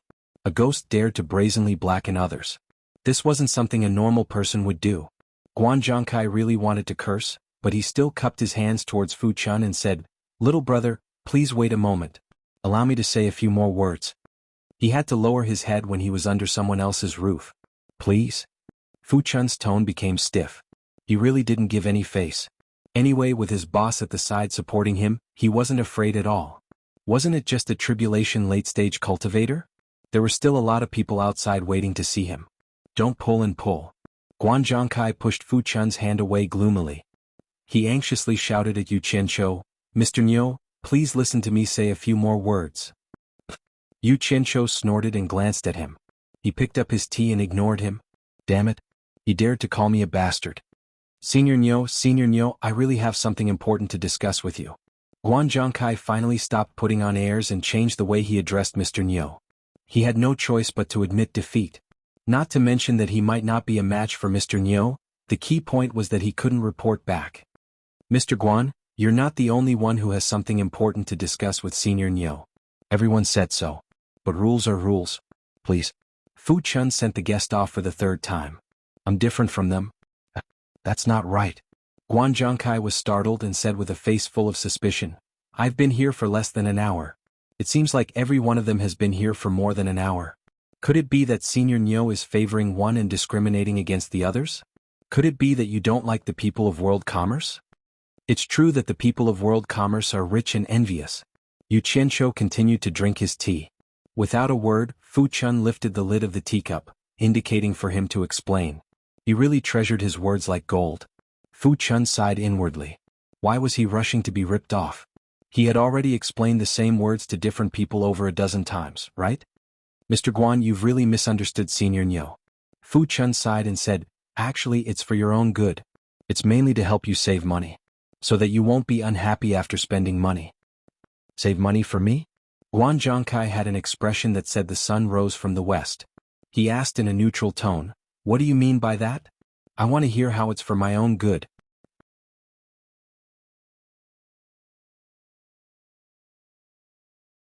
Chapter 551. Fu Chun looked at the boss who had a teasing expression and said bluntly, "Let me put it this way. The person before you also had 1 hour of talking time, but that person felt that talking to Senior Nyo wasn't satisfying enough, so he paid for another hour of talking time. You see, if you also didn't feel satisfied enough, wouldn't you also have to pay for another hour of talking time? Isn't this saving you money and doing it for your own good?" Yu Qianqiu was amused when he heard this, but felt that something was wrong. He gulped down a mouthful of tea and remained expressionless. Guan Zhongkai turned to look at Yu Qianqiu, then at Fu Chun in front of him. The muscles on his face twitched non-stop. He really wanted to kill this guy who was speaking so seriously. He felt that this kid was even more despicable than Nyo Yid. He looked sincere but was actually treacherous. You mean that if I talk to Senior Nyo again, I need to spend more money and add another hour of time? Guan Zhongkai's tone was slightly cold. As a member of the World Commerce Association who did business with the world, he had seen black-hearted profiteers, but he had never seen such a black-hearted one. Senior Nyo, time is precious. Don't talk about such meaningless things. Fu Chun sighed and said, Mr. Guan, why do you need to spend this money? I'm really doing it for your own good so that I won't offend you for no reason. You should go back. There are still many people waiting behind you. I'll send you off. Yu Qianzhou looked at Fu Chun with satisfaction. Look at his eyesight. He had picked out a talent at first glance. She was truly someone of his generation. Only this kind of talent had a future in the cultivation world. It seemed that old fart Nongzhu was also like this. But look at how well he was doing. He was so envious of him. Fu Chun. Well done. These fellows from the big sects are all lowly people. They need to be taught a lesson. Go ahead and do it. I'll support everything. This boss specializes in taking care of these fellows who have their eyes on top of their heads. Yu Qianzhou chuckled and transmitted his voice. Guan Zhongkai's expression really darkened. Go back? What a joke. He wasn't Master's biological son. How could he allow himself to make a fool of himself again and again? Was there still a way out now? He finally understood why those people who had gone out earlier had such dark expressions on their faces. I'll endure. Guan Zhongkai heaved a long sigh and without saying a word, he took out another bag of spirit stones from his storage bag and handed it to Fu Chun, saying, By another round of time, 200,000 upper-grade spirit stones, count them clearly for me. Mr. Guan, why are you doing this? Senior Nyo said that he really doesn't want to earn money that goes against his conscience. Fu Chun gently pushed back. He couldn't help but sigh in his heart. Once upon a time he would never be able to talk to a tribulation-passing realm expert of a famous sect like this. This bunch of arrogant fellows. Not to mention looking at them, they simply treated them like weeds. If they wanted to kill them they could do so with a wave of their hands. How many loose cultivators' bones were still silently crying in the wilderness? How many rogue cultivators had been forced into a state worse than pigs and dogs? Now that he had this opportunity and his boss had spoken up to support him, he would be letting himself down if he didn't do his best. Boss was right, a bunch of sluts. Guan Zhongkai handed the storage bag over again and said word by word, I did it voluntarily. The sentence made him want to cry. Was it really voluntary? It was 2F** king not voluntary, but there was really no other way. Unexpectedly, Fu Chun pushed the storage bag back and said in an embarrassed tone, Aren't you making things difficult for me? He offered 400,000 upper-grade spirit stones for the second round of time, and you only offered 200,000. If it's so little, who am I going to ask for it from? I can't afford it myself. 400,000? Guan Zhongkai suppressed his anger and said, It was only 200,000 for the first round of time just now, why did it double in an instant? Mr. Guan, it's really not just for you. Everyone is like this. The rules were set by Senior Nyo. Fu Chun said helplessly. Guan Zhongkai glanced at Yu Qianzhou, then turned back and laughed angrily, You don't even have a reason to raise the price just like that, aren't you guys going too far? Mr. Guan, you can't say that. Fu Chun explained solemnly, Look, just the time you're wasting Senior Nyo's time is enough for 2 more people to come in and meet Senior Nyo. Then the meeting fee would be 200,000, and if you buy the second round of time, it would also be 200,000. Together, 400,000 is just right. Besides, no one is forcing you. If you're not willing, you can leave. I've already advised you to go back, but you? Brat, you're messing with me. Guan Zhongkai finally couldn't take it anymore and grabbed Fu Chun's clothes by his chest. His master was an early-stage soul formation expert, and his grandmaster was a late-stage soul formation expert. Furthermore, he was the chief disciple of the World Chamber of Commerce, the most powerful organization in the cultivation world. When had he ever suffered such a loss? Fu Chun looked at Yu Qianzhou with slight panic. After all, he had been suppressed by the despotic power of the large sects for too long, so he couldn't help but feel subconsciously afraid. Once someone made a move, he would more or less be a little afraid. Oh, today you're the first to dare touch my people in front of me.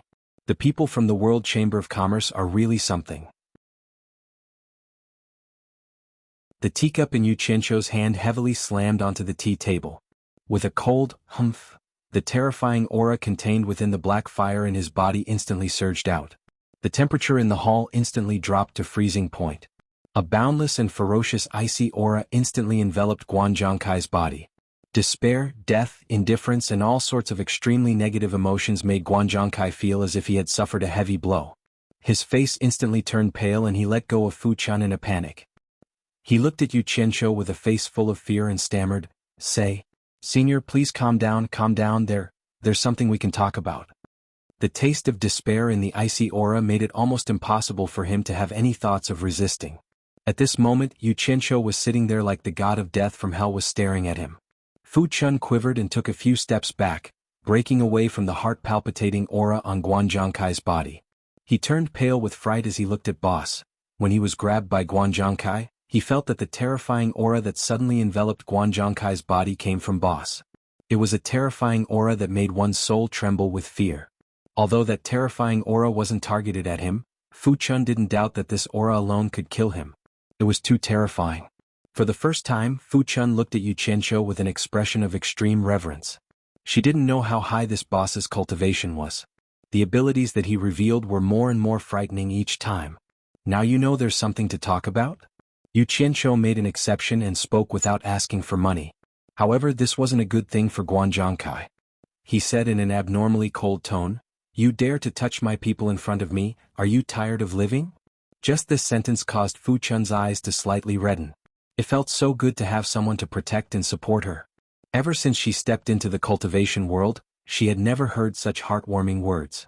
They were better than anything else. Misunderstanding, Senior. Misunderstanding. Guan Zhongkai stood there trembling. He wanted to teleport away from that terrifying aura, but he found that the true essence in his body seemed to have frozen. The netherworld ghost fire that could separate the human world and the netherworld was no joke. It was the rolling black fire that burned between the human and ghost worlds. It was a symbol of life and death for humans and ghosts. It should be known that even with Bai Changchun's cultivation, he couldn't cross the netherworld fire sea, so its power could be imagined. When Yu Qianzhou was still in the middle stage of the nascent soul realm, he could control the black fire's aura to deal with Ze, who was in the late stage of the tribulation passing stage. Now that his cultivation had soared to the middle stage of the tribulation passing stage, his ability to control the black fire's aura was not just a little bit better. After his aura locked onto Guan Zhongkai, he could sense his every move. He could increase the pressure at any time to prevent him from escaping, and he wouldn't be as careless as when he tortured Ze, causing her to faint on the spot. Of course, if Guan Zhongkai escaped before Yu Qianzhou's aura locked onto him, Yu Qianzhou wouldn't be able to do anything to him. After all, there was a huge difference in cultivation between the two of them. He wouldn't be able to catch up even if he wanted to. The key was that he was locked onto due to a moment of carelessness. Want to run? With his cultivation it would be very difficult. If Yu Qianzhou wanted him dead now, it would be as easy as crushing an ant. Misunderstanding? I think you're used to being arrogant. Yu Qianzhou coldly snorted, "Don't think that the world commerce is that great. There are some people and some things that your world commerce can't afford to offend. Do you believe that even if I kill you now, Yin Baikong won't be able to do anything to me?" To be honest, with the new and old hatred, Yu Qianzhou really wanted to kill him now. But for the sake of long-term plans he had to let him live for the time being. I believe you." Guan Zhongkai heard a glimmer of hope in his words and hurriedly grabbed onto it. "Senior, please be magnanimous." He had completely given in. Magnanimous? This hand of mine is really expensive, and it's not just an ordinary kind of expensive. Also, Yu Qianzhou's face was cold and unyielding with killing intent. He didn't mean to scare him, but he did it on purpose. He slowly said, "You should have known when you entered this door that my words are precious. Being forced by you to make an exception, hee. You tell me how you want to settle this debt." Junior is willing to offer 1 million high-grade spirit stones as an apology to Senior. Guan Zhongkai hurriedly followed up. He was now 100% sure that this Nyoyud was a soul formation expert because the aura he emitted was too terrifying. He could actually control him to the point where he couldn't run even if he wanted to. Even his own master couldn't do that. Just this powerful aura alone was so powerful, what would happen if they fought? So he didn't feel wronged calling him Junior at all. 1 million?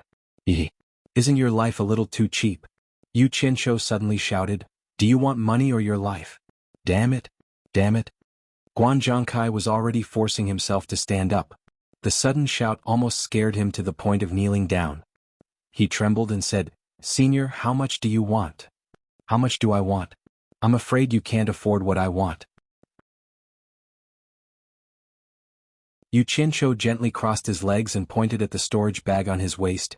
I won't make things difficult for you, lest I say that you're bullying a junior. I've always been a kind person and not a greedy person. I don't want more, just take as much as you have in this storage bag.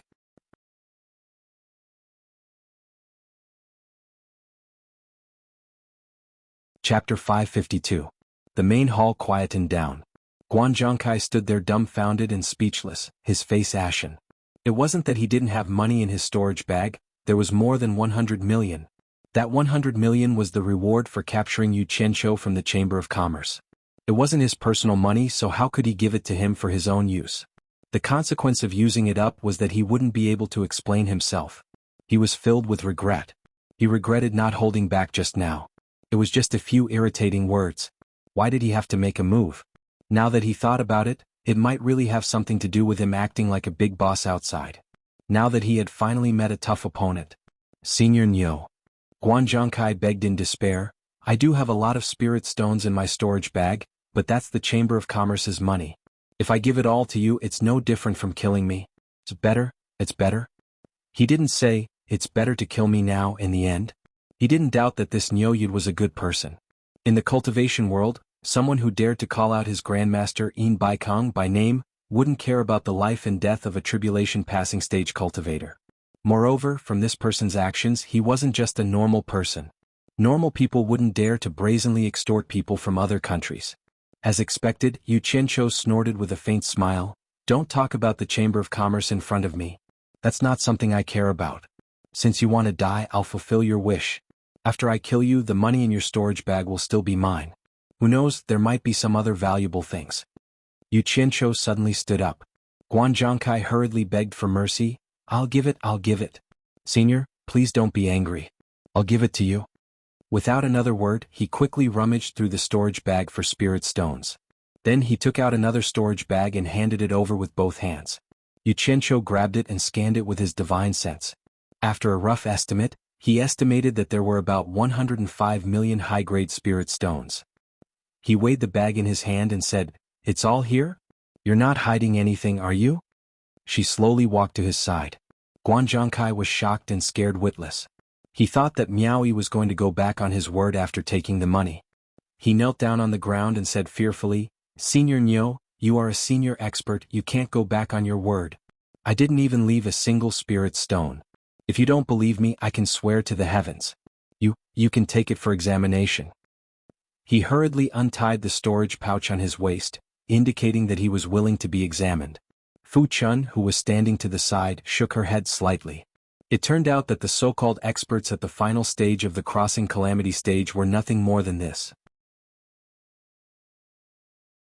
They were usually arrogant because they had never met anyone powerful. Actually, in the end, he was no different from an ordinary person. Look at how he was wagging his tail and begging for pity. He was still so unbearable.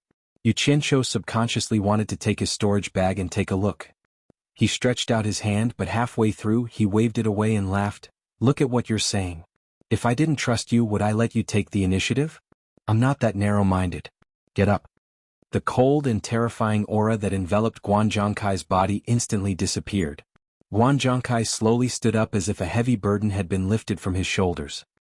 He cupped his hands with a miserable expression and said, Junior will take his leave. Wait. Yu Qianqiu turned his head to look at him. Although he was now free from the shackles, he didn't think that he could escape if Niu Yud didn't let him. His whole body trembled and froze on the spot. Don't be nervous. I have something to tell you. Yu Qianqiu smiled as he put away the storage pouch. Guan Zhongkai put on a long face and said, Senior's words are precious. I really don't have any more spirit stones on me. I don't dare to waste any more of your time. The fee for chatting was too high. He really couldn't bear it. Yu Qianqiu was startled. He understood what Guan Zhongkai meant. So it turned out that Guan Zhongkai was afraid that he would extort him again. Slightly embarrassed, he waved his hand and said, I'm not that greedy. This time it's free. Thank you, Senior. Junior is all ears. Guan Zhongkai stood there woodenly with his hands behind his back. Yu Qianqiu smiled and asked, I heard that your master, Sikongju, has already led people to Gold Casting City? Why yes. Guan Zhongkai looked at him in bewilderment. He didn't know what Niu Yud wanted to do. When you go back, you can tell your master, Sikongju, everything that happened here. If he's unhappy, tell him to come and find me. I don't dare, I don't dare. Guan Zhongkai put on a look of fear and trepidation. It'd be a miracle if he didn't dare. I'm afraid that in order to escape punishment, he'll push all the blame onto me. Yu Qianqiu glanced at him but didn't expose him. He continued, go back and tell your master that I know why he's here. Today there are so many people who came to find me. They're all here for the same reason as your master. Finally getting to the main topic, Guan Zhongkai woke up and hurriedly said, Senior Niu, I'm here on master's orders. Please come to Gold Casting City and meet my master. You're only saying it now? What were you doing before? Yu Qianqiu rolled his eyes and said, I'm not going. Guan Zhongkai swallowed the words that were about to come out of his mouth. He couldn't afford to offend him. He thought to himself, you're the one talking nonsense. You didn't even give me a chance to say it. Yu Qianqiu waved his hand and said, I won't beat around the bush. All the countries want to recruit me, but I'm not related to any of you. Talking about friendship is nonsense. In short, whoever gives me the most money will be able to invite me. As for the World Commerce Association's name, it's still a little small and can't suppress me. Let your master not worry. 10 days later, all the countries will send people to report their base price. I'll go with whoever offers the highest price. Alright. I'm still busy here so I won't keep you. Send the guest off. Please. Fu Chun raised her hand and gestured for him to leave. Guan Zhongkai bade farewell and quickly left. He didn't want to stay here a minute longer. Yu Qianqiu strolled to the door and watched the two of them leave. Inside the courtyard, Merlin could faintly hear Fu Chun say, Mr. Guan, after you go out, you must announce the rules inside to everyone. Otherwise, there will be more misunderstandings. He didn't hear Guan Zhongkai's reply. After Guan Zhongkai came out, the people outside the courtyard were surprised to find that the people who came out before them all had black faces, but this guy's face was pale. Even Qin Jiaxing, who was guarding the door, couldn't help but take a few more glances. The next one can pay and go in. Qin Jiaxing raised his hand and pointed at Yulan Do in front of him. Yulan Do grabbed Guan Zhongkai and asked, Brother Guan, what's wrong? But what happened inside? What happened? He almost lost his life. Guan Zhongkai was scared just thinking about it. His gaze swept across the crowd. There were even some people who had grudges with him. He thought to himself, damn it. If they were to be unlucky, then everyone would be unlucky. Why should they tell them the rules inside? He wasn't wrong to think this way. If there were only a few people who were cheated, then these few people would definitely be unlucky when they returned. But if everyone was cheated, then they could only blame Niu Yid for being too cunning and not everyone else. If a few of them were idiots, then it was understandable. There was no reason to say that everyone was an idiot. In this way, the law wouldn't punish everyone. At least everyone would receive a lighter punishment because it had nothing to do with incompetence or incompetence. He wanted to leave, but he hesitated when he saw Yulan Do. After all, their friendship wasn't shallow. Thus, he grabbed him and said, Come with me, I have something to tell you. He wanted to tell Yulan Do alone. He didn't want others to benefit from it. Qin Jiaxing glanced at them coldly and didn't rush them. He thought about what his boss had said when he was strolling in the plum forest. I won't play with schemes today. This time, I'm playing with people's hearts. I'll openly set up a big formation here. Let's see who can break my formation. This formation doesn't take people's lives. It only discerns people's hearts. Anyone who enters the formation will be able to see through the method to break it. However, those who are selfish, I hope they won't disappoint me. At that time, when Fu Chun saw his bleak and sighing face, she was puzzled and said, Boss, if we can really earn money, you should be happy. From your tone, why do you sound so depressed? Earning money is secondary. You won't understand even if I explain. Boss shook his head and sighed. I've killed many people, many people. Maybe in the future, more people will die because of me. I just want to know if what I did was wrong. If people's hearts aren't what they used to be, then it doesn't matter. I know what to do in the future. The two of them looked at each other. They didn't know how many people their boss had killed. Was it a few dozen or a few hundred? However, the two of them could hear that their boss was a little guilty. Fu Chun asked curiously, Then why do you hope that someone can break your big formation? Won't this make you feel uneasy? Boss glanced at the two of them and smiled faintly. He didn't explain much and slowly walked into the hall. As he walked, he softly muttered, riding a sword to traverse the vast heaven and earth, white bones like a mountain, startling birds. Why do you have to do this? The two of them didn't understand why their boss suddenly became so sentimental. In short, they were confused and didn't know what he meant. However, at that time, Qin Jiaxing and Fu Chun didn't really believe that this method could make money. They estimated that at most 1 or 2 unlucky people would be enough. If this method could make a lot of money, then everyone in the world was an idiot. However, the result made the two of them speechless. They really admired their boss from the bottom of their hearts. It was such a simple setup, but everyone rushed to give money to him. They couldn't even be chased away. This wasn't the most important thing. The most important thing was that those people who suffered losses didn't have anyone to threaten them. No matter how many times they urged them to reveal the truth, they wouldn't do it. Although they were all angry, they really kept their mouths shut. They couldn't wait for everyone to suffer losses. The two of them looked on coldly from the side, but they were sighing in their hearts. They finally understood why their boss said this was a big formation. Why he said this formation didn't take people's lives but only discerned their hearts. Sure enough, it was all because of selfishness. This person's selfishness really made people speechless. Yulando was holding a storage bag in his hand and was about to hand it over to Qin Jiaxing. After Guan Zhongkai's disturbance, he didn't know whether to leave or stay. He dawdled there and the others couldn't take it anymore. The people behind him shouted, "Yulando, are you going in or not? If you want to go in, then be straightforward. If you don't want to go in, then leave. Don't block the way." Yulando lightly shook off Guan Zhongkai's hand that was holding him. He pointed behind him unhappily and said, "Brother Guan, you finished your business. You should let me go back as soon as possible." What he meant was that it wasn't easy for so many people to queue up. "If you pull me away now, won't I be at the back of the queue when I return? Aren't you harming me?"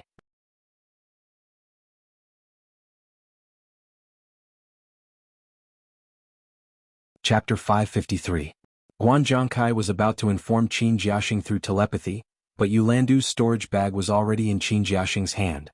Qin Jiaxing, who was guarding the door, glanced at the two and sneered in his heart. He counted the spirit stones in the bag. Guan Zhongkai was speechless. He had done his best and Yulandu wouldn't be able to blame him. He sighed and strode to the side. With a whoosh, he soared into the sky and flew towards Gold Casting City. Yulando only turned her head to look at Guan Zhongkai's disappearing figure before she strode into the plum garden. By One Nation's sacred land, heart-cleansing lake. When Lanfeng's voice rang out, everyone turned pale with fright. Even with everyone's cultivation, they were unable to sense where the sound came from. Even the 6 soul formation realm experts in the sky were no exception. Looking around, the verdant forest was shaking non-stop, and the calm surface of the lake had also lost its tranquility. All the soul formation realm experts present could do the same, but for some reason, everyone felt the atmosphere was strangely oppressive. The 6 people who wanted to fight couldn't.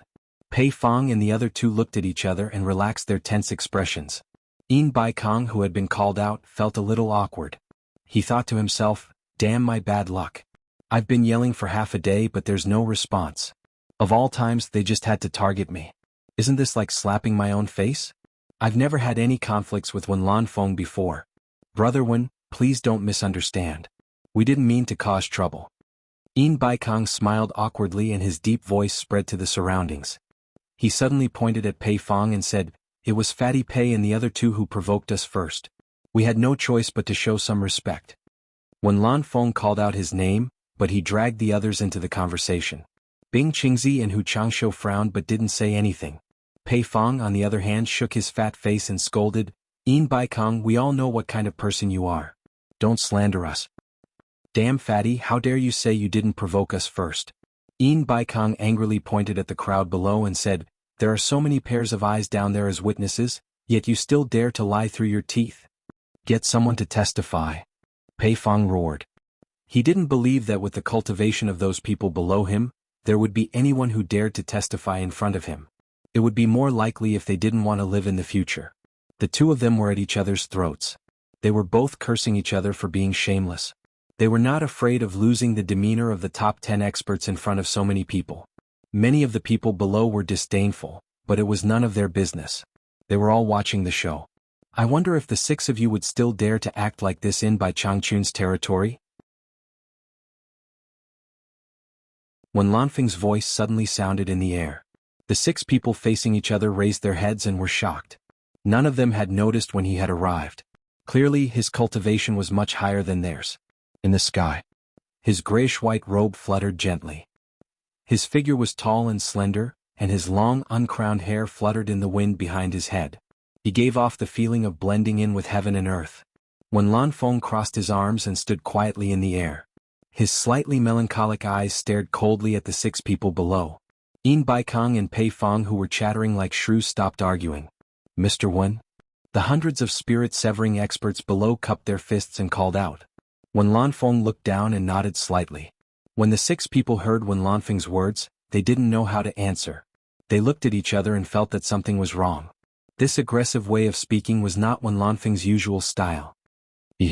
Brother Wen. Yin Baikong was the first to cup his fists and said with a smile, we haven't seen each other for 100 years.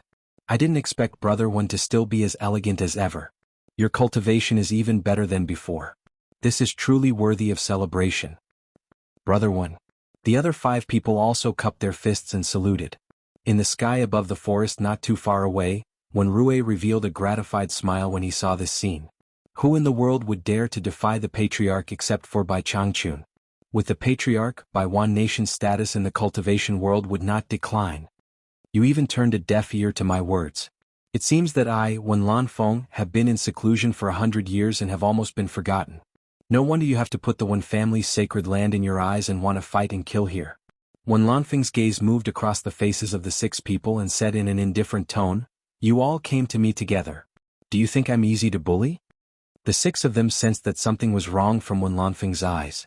There was a faint killing intent in them. They all gasped. Could it be that this guy's temperament changed after being in seclusion? The previous Wen Lanfeng had a gentle temperament and would never be like this.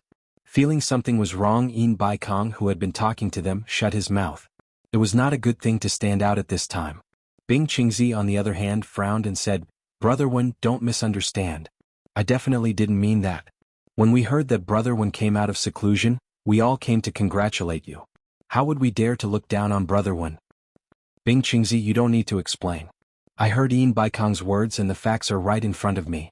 If I didn't show up, I'm afraid the Wen family's sacred land would become your battlefield.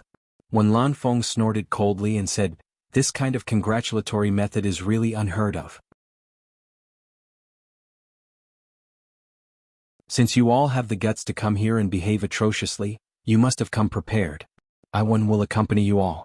There's no need to waste time. Come at me together. Wen Lan Feng crossed his arms and slowly descended to the center of the 6 people. The 6 people floated backward and made way for him. At this time no one dared to get close to him. This guy had a murderous look in his eyes. It was best not to become the first target of his attack. There was an uproar below. No one expected that Wen Lan Feng, who was famous for his mild temperament among the top 10 experts, would actually take the initiative to challenge them. Listening to his words, Wen Lan Feng was prepared to deal with 6 experts at the late soul transformation stage by himself. Many people even guessed that Wen Lan Feng wanted to use the 6 experts to establish his prestige in front of everyone. Otherwise there was no need. Some people even came to a conclusion. Wen Lan Feng was so confident that the world's #1 expert, Bai Changchun, had already been defeated by him. The disciples of the Wen family, who were originally shuttling back and forth to entertain the guests, all stopped at this time and looked up at the sky excitedly. Although most of them had never seen the elder ancestor, it did not hinder their worship of him. Now that they had personally witnessed the elder ancestor challenge 6 experts at the late soul transformation stage, they were truly overwhelmed with emotions. Everyone knew that Wen Lan Feng had overestimated himself and challenged the world's #1 expert for the sake of a woman. When the disciples of the Wen family went out, they often heard people ridiculing this matter. Although they were angry because the elder ancestor was in seclusion, Wen Rui had decreed that they were not allowed to easily stir up trouble outside. As a result, most of them swallowed their anger. Now that the elder ancestor had come out of seclusion and publicly challenged the world's 6 experts, they felt like they had been humiliated. Once this news spread, everyone could walk in the cultivation world with their heads held high again. Who would dare to be unconvinced? The Wen family would definitely regain its position as the #1 family in the cultivation world. The 6 people in the sky were shocked to hear this. This Wen Lan Feng was so arrogant that he dared to challenge all 6 of them by himself? His confidence was really inflated. If it was 1 against 3, there might be a chance of victory. But to challenge 6 experts at the late soul transformation stage alone, it seemed that even Bai Changchun had not done it before. The 6 people suddenly thought of the same possibility that everyone else had guessed. Maybe Bai Changchun had really been defeated by him. Bing Qingzi narrowed his eyes slightly and said, "Brother Wen, we are indeed here to congratulate you. Isn't it a bit unreasonable for you to treat your guests like this?" Wen Lanfeng said indifferently, "Bing Qingzi, if someone came to your great snow mountain to make trouble, would you still treat them as guests?" Bing Qingzi opened his mouth but was speechless.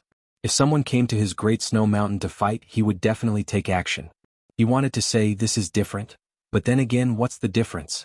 The 6 people were well aware that it was precisely because Wen Lanfeng was easy to talk to and had a good temper that he would not do anything as long as they did not provoke the Wen family. That was why they had the courage to fight here. Just as Wen Lanfeng said, if they were in by Changchun's territory, they would not even quarrel, let alone fight. At the end of the day, some things also depended on the person. It was just a matter of whether they were afraid or not.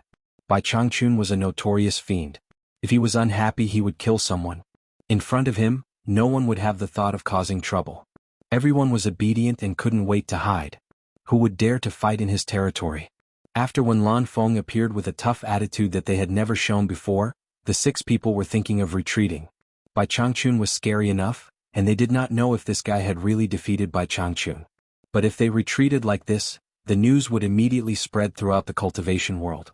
The so-called 6 late-stage soul transformation experts had joined forces, and yet they did not dare to accept Wen Lanfeng's challenge. If this news spread, it would be a joke. They could not afford to lose this face. "Brother Wen, I'll first apologize to you. I was hot-headed and did not consider thoroughly. I shouldn't have caused trouble in your Wen family's sacred land." Yin Baikong was really adaptable. He bowed to Wen Lanfeng on the spot. After getting up, he sighed and said, "Brother Wen, it really is a misunderstanding. We heard that after you came out of seclusion, you went to Demon Ghost region and defeated Bai Changchun, becoming the #1 expert in the cultivation world. We specially came to congratulate you. We had absolutely no intention of not putting you in our eyes. If you don't believe me, you can ask everyone else."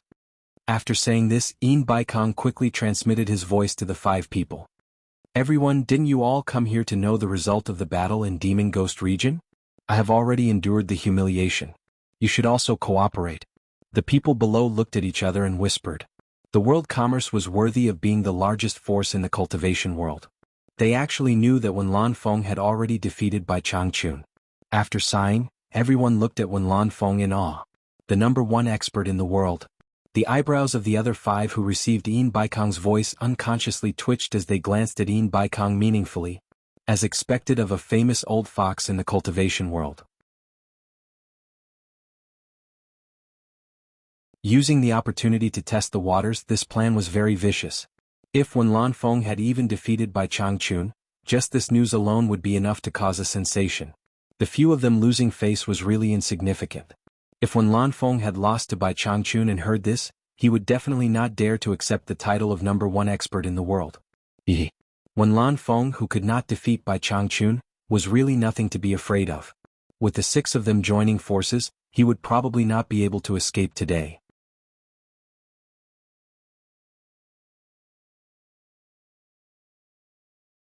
Chapter 554. Although the 6 of them were respectful, the exchange of glances showed that they knew each other. If Wen Lanfeng won against Bai Changchun, it would be fine. But if he lost, it would be the day of Wen Lanfeng's death. A great battle was inevitable, and the Wen family would completely disappear from the cultivation world. The 6 of them maintained their previous state, their gazes silently falling on Wen Lanfeng, quietly waiting for his reply. Although Wen Lanfeng had been trapped by love for many years, he had survived until now in the cultivation world and had such a high cultivation base. Naturally, he was not an ordinary person. He keenly sensed that the atmosphere between them had become a little strange. His melancholy eyes became deep in an instant. His cold gaze swept over them and finally fell on Yin Baikong's face, who was smiling apologetically. Yin Baikong's expression did not change. Besides Bai Changchun, who dares to call himself the world's #1 expert? Wen Lanfeng replied indifferently. His robe fluttered slightly in the wind but silently stopped moving. No matter how strong the wind was, it would not be able to move the corner of his robe. The wind suddenly rose, and the surrounding branches swayed unsteadily. The group of people below had been in the cultivation world for many years, so they naturally noticed that the atmosphere in the air was a little strange. The 7 people's robes were as heavy as 1,000 caddies, and the wind did not move them. They were like stone statues floating in the air. No one said a word. They exchanged glances in silence and were also prepared to avoid being caught in the crossfire. Yin Baikong asked in surprise, "Did Brother Wen not fight Bai Changchun? Or did Brother Wen and Bai Changchun fight to a draw? Otherwise, with Bai Changchun's temper, I'm afraid he would not be so easy to talk to. How could he let Brother Wen enter and leave the demon domain at will? Bai Changchun's cultivation base is unfathomable, and he has the ability to shock the world and make the gods weep. There is a world of difference between us. In 3 moves, he broke through my 100 years of cultivation and seriously injured me. Fortunately, Nongzhu arrived in time. Otherwise, I would not be able to stand here and speak with confidence today." When Lanfeng slowly told the truth, without the slightest intention of covering up his embarrassment. There was no need to cover up. Even if he cultivated in seclusion for another 100 years, he would not be Bai Changchun's opponent. The disparity was too great. His cultivation was like child's play before Bai Changchun, and it was truly not worth mentioning. In fact, he had vaguely guessed what the 6 of them were planning, but he still told them the truth without fear. Because he had made up his mind to fight with the 6 of them today. When Lanfeng also had his own pride. He was convinced that he had lost to Bai Changchun, but he also wanted to prove that he deserved to be ranked 2nd in the world. He wanted to defeat the 6 late divine transformation realm experts to tell her that although Wen Lanfeng was no match for Bai Changchun, she was not a good-for-nothing. In addition, when Rui told him about the bitter history of the One clan's descendants over the past 100 years because of his defeat. During the 100 years he was in seclusion, the glory of the number 1 clan in the cultivation world had gradually declined. As the pillar of the One family, he had the responsibility to restore the family's former glory. At the same time, he needed to fulfill the promise he had made in Obedient Island. If he wanted to support Yu Qianqiu, he would also need to display his strength to intimidate the world. Otherwise, there would always be people who would play tricks on him. For example, the 6 top experts in the cultivation world in front of him. It was precisely because of this that he, who was famous for his good temper in the cultivation world, was no longer docile. He wanted to prove his strength to the entire cultivation world. 3 moves. Everyone gasped. Bai Changchun actually used only 3 moves to defeat Wen Lanfeng? This was too unbelievable. However, no matter how doubtful they were, everyone believed that Wen Lanfeng had no need to belittle himself to elevate Bai Changchun. He, who occasionally appeared in the cultivation world, made people tremble with fear every time he appeared and made the entire cultivation world submit to him. He was dressed in a light green robe and his signature lean face. He was never one to smile. He was cold and indifferent, his eyes were cold and ruthless, and he would kill at the slightest provocation. It was like a shadow shrouding the heads of everyone in the cultivation world. That name was like a monument that people would never be able to surpass. It made people tremble with fear and tremble with fear. Now that they heard the news of Wen Lanfeng being defeated in 3 moves, everyone's mood was indescribable. That person was still worthy of the reputation of the number 1 expert in the cultivation world. He was indeed an insurmountable existence. The 6 people's faces were dark and gloomy. This news filled their mouths with bitterness. Their mouths were full of saliva and they could not swallow it. They were all experts in the late spirit transforming realm, but the gap was so big. After a moment of absent-mindedness, Yin Baikong swallowed his saliva with difficulty and silently transmitted his voice to the 5 people. He was defeated by Bai Changchun in 3 moves, but he dared to challenge all 6 of us at the same time. He is looking down on us too much. Everyone. Now is the time to let go of our prejudices and work together. If we don't show our sincerity, everyone will have to tuck their tails between their legs in the future. Be that as it may, who lit the fire in the first place. Yin Baikong was adaptable, but it was impossible for him to take the lead. Brother Wen. Bing Qingzi was the first to speak after a moment of silence. Everyone's eyes were focused on him, waiting for him to continue. Unexpectedly he said, "Since we are not welcome, we will take our leave. There is no need to make things difficult for everyone." It was not that he did not want to eliminate this troublesome opponent with everyone, but how could Wen Lanfeng be so easy to deal with? Even if they won, there would be 1 or 2 unlucky ones among the 6. As for who it would be, it was hard to say. It was not that he was afraid, but he did not want to take this risk at the moment. The demonic book had finally found a suitable successor, and he needed to support him wholeheartedly. If something happened to him with the cultivation of his disciples, they would not be able to help Yan Zhuixing gain a foothold in the cultivation world. In fact, among the top experts in the cultivation world, apart from Bai Changchun and Wen Lanfeng, his cultivation was the highest. But he did not want to be number 1 or number 2, it was meaningless to him. So what if he was number 1? It was impossible to remove the curse on him. In order to complete the mission passed down through the generations, he did not want to have any conflict with either Bai Changchun or Wen Lanfeng unless it was absolutely necessary. As soon as these words came out, the other 5 people's expressions changed slightly. They did not expect that the one with the highest cultivation among the 6 would retreat. Unexpectedly, Wen Lanfeng's words fulfilled the wishes of the 5 people. Bing Qingzi, do you think this is a place where you can come and go as you please? It's not difficult to leave and my request is not too much. Each of you break a finger and I will let the 6 of you go. There was a sudden uproar. Wen Lanfeng was really arrogant. If this request was not too much, then what was too much? Hu Changsho sneered, Brother Bing, you gave in but they didn't give you face. The other 4 people exchanged a look and their eyes became firm. Bing Qingzi squinted his eyes and said, Wen Lanfeng, why are you so aggressive? Do you really think the 6 of us are afraid of you?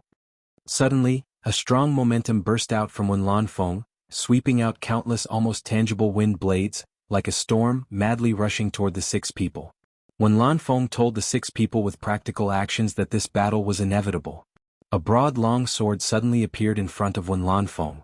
He loosened his arms that were crossed in front of his chest, and the world-famous giant silver sword fell into his hand. At the same time, the 6 of them quickly dodged, and a wall of light appeared in front of them, blocking the wind blades with tinkling sounds.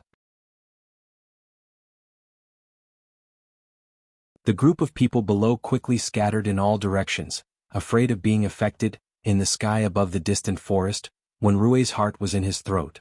How could he not be worried when the old ancestor was fighting against 6 experts at the late stage of spirit transformation? Man Hu, Yan Zhuixing, and the others were also rushing in this direction.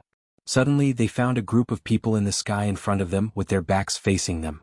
Their intrusion only attracted a glance from these people. A few crossing calamity stage cultivators were not worthy of their attention. In the sky in front of them, the tyrannical airflow emitted by the 7 people was wantonly rolling. The wind whistled and the strong murderous intense soared into the sky, making it difficult for them to breathe. After seeing the scene of 6 people trapping 1 person, Man Hu was shocked. His master was among them. He couldn't help but salute to the person beside him. Senior Mu, what's going on? The other Marshall brothers were also shocked. How could this be? Looking at the situation, it seemed that their master was working with the other 5 people to deal with 1 person. Yan Zhuixing was also shocked. In his knowledge, experts at the late stage of spirit transformation were already very powerful. Even experts at the late stage of spirit transformation had to join forces to deal with someone. The distance was too far, and with his cultivation he couldn't see clearly. So when no one was paying attention to him, his eyes almost narrowed into slits. A faintly discernible red light flickered in his eyes, and he immediately saw the situation clearly. The person being questioned was Mu Sang of the Smokeless Nation. He was here on behalf of Hua Zongming and the others to gather information. When he heard this, he sneered, "What's going on? Your master and the other 5 experts at the late stage of spirit transformation want to join forces to fight Wen Lanfeng. What do you think is going on?" It was unknown whether the ridicule in his words was aimed at the side overestimating themselves. Man Hu and his martial brothers were shocked speechless. Under such circumstances, there was no room for them to intervene. It was impossible for them to help their master, so they could only stare and wait for the result. That person was the 2nd strongest expert in the world, Wen Lanfeng? He was actually fighting against 6 experts at the late stage of spirit transformation by himself?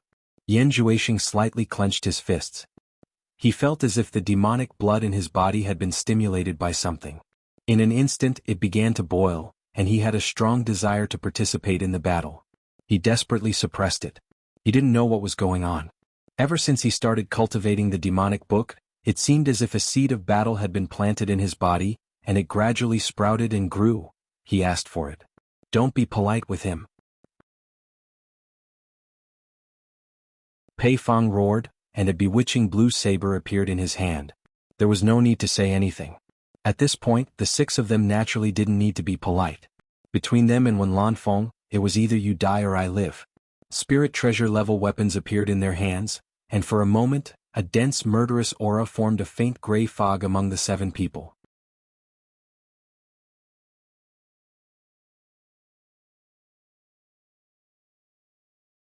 Chapter 555.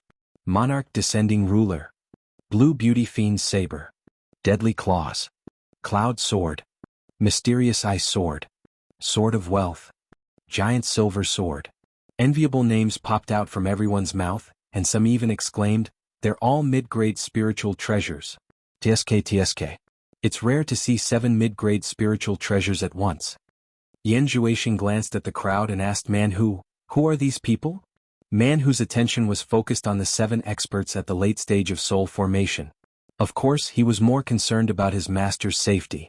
He frowned slightly but still explained, "They're not ordinary experts. They're lords of various countries, and all of them are above the soul formation stage. They're the ones who provided support to Everlasting Island." Yan Zhuixing looked to both sides in shock. He didn't expect to see hundreds of soul formation stage experts at once. This was a rare opportunity, so he memorized their faces and continued to ask, "The mid-grade spiritual treasures they mentioned are the weapons of Senior Bing and the others?" "That's right." Man who explained, "The golden ruler is Monarch Descending Ruler, and the user is Qi Jiujuan. The blue saber is Blue Beauty Fiend's Saber, and the fat man is Pei Fong. The one with the elbow guard is Ouyangda, and the deadly claws are Deadly Claws.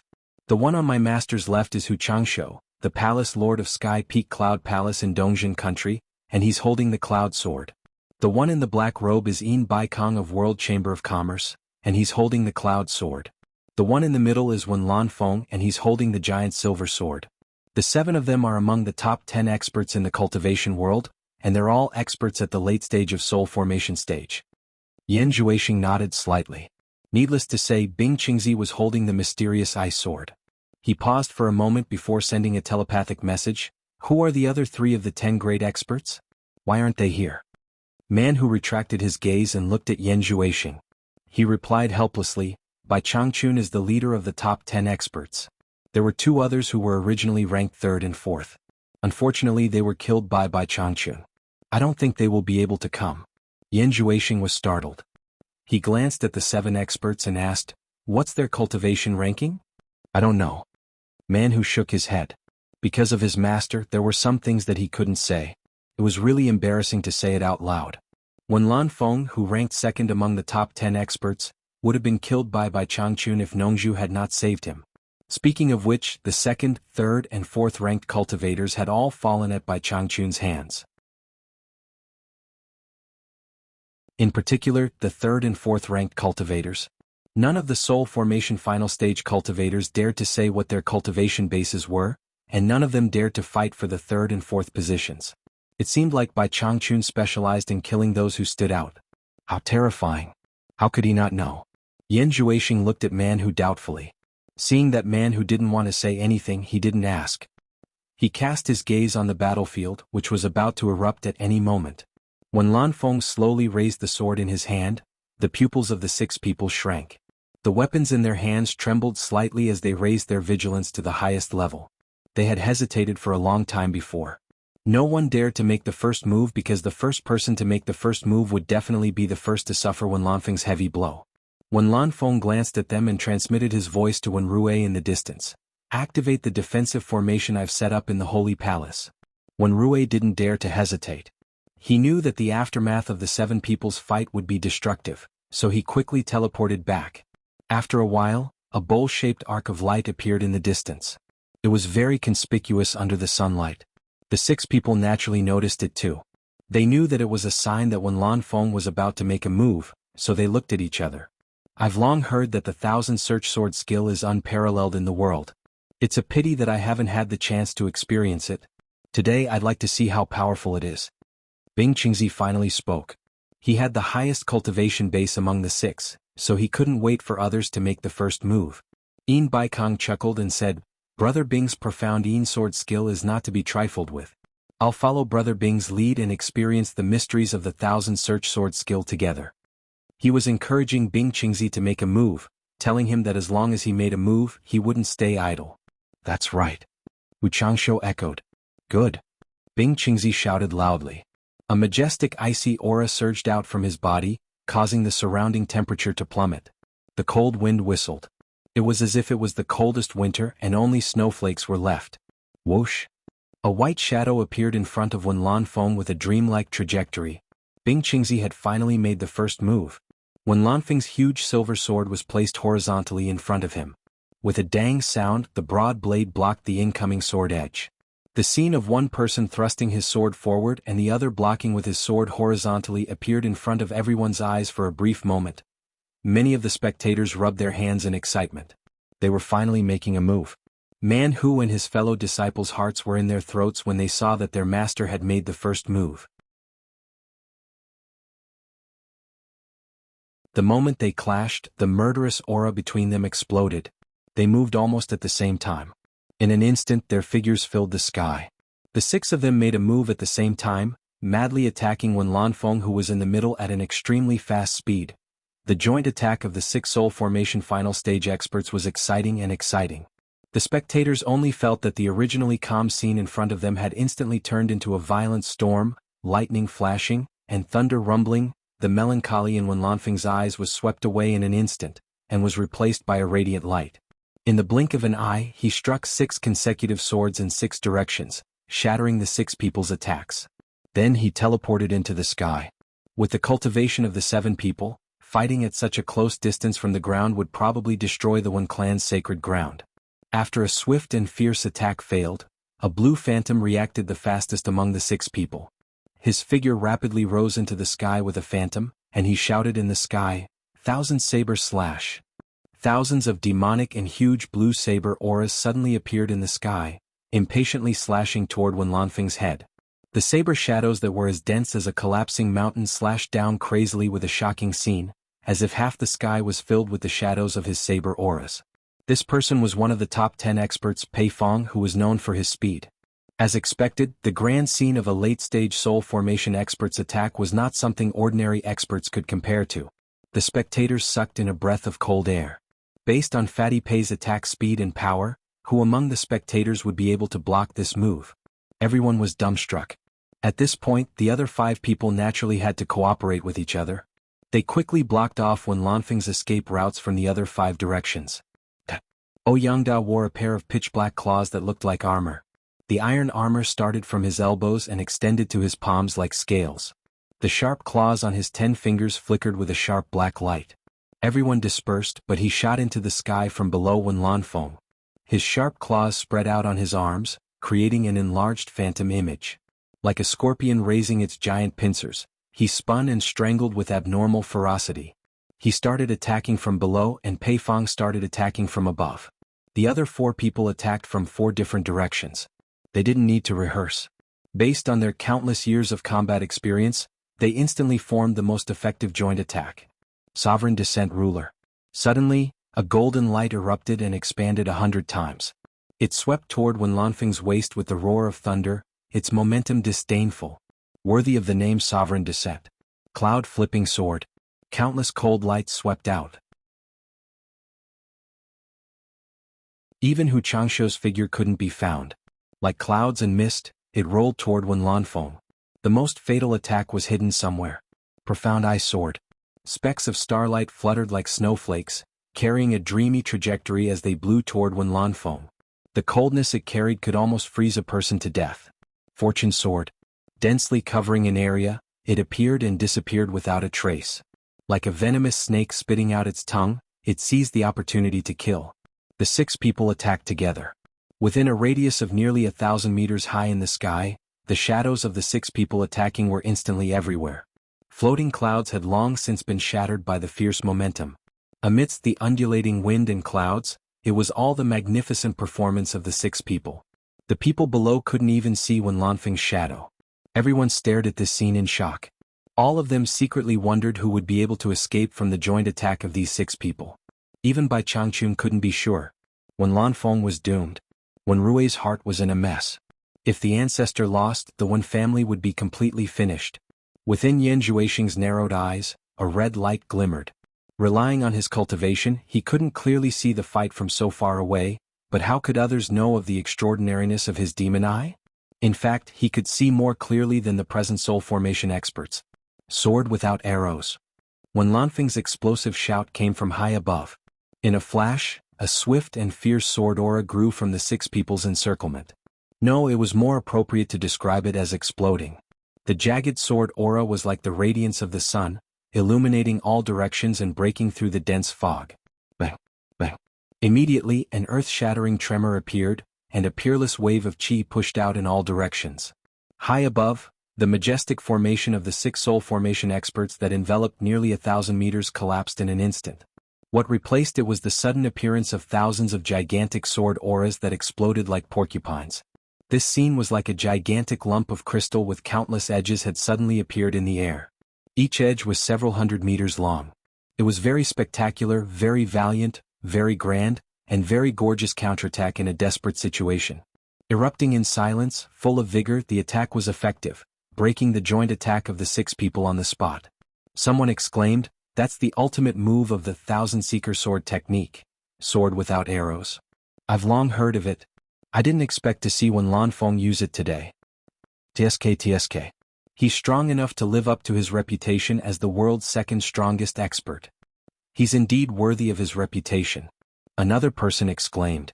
Although the confrontation this time looked gorgeous, it was a real forceful confrontation. There was not the slightest bit of falsehood. The 6 people in the joint attack were forcibly repelled. Each of them had a head-on clash with Wenlanfeng, and each of them teleported away with a muffled grunt. Pei Fong, who had teleported to the sky, was the first to attack in the encirclement. He didn't know if Wenlanfeng was deliberately retaliating or if his cultivation was too weak. The powerful impact was unusually violent, causing him to taste sweetness in his throat and almost spit out a mouthful of blood in front of everyone. However, he forcefully swallowed it back and took the opportunity to teleport to wipe the blood seeping out of the corner of his mouth. You're tuning in to the Han Li's Wuxia Chronicles YouTube channel. We're so grateful for your support, and don't forget to subscribe to join us on this incredible journey through captivating stories. Your generosity through donations truly makes a world of difference, as it's the primary source of revenue that allows me to expand and enhance this channel for you. Thank you from the bottom of my heart for being a part of this adventure.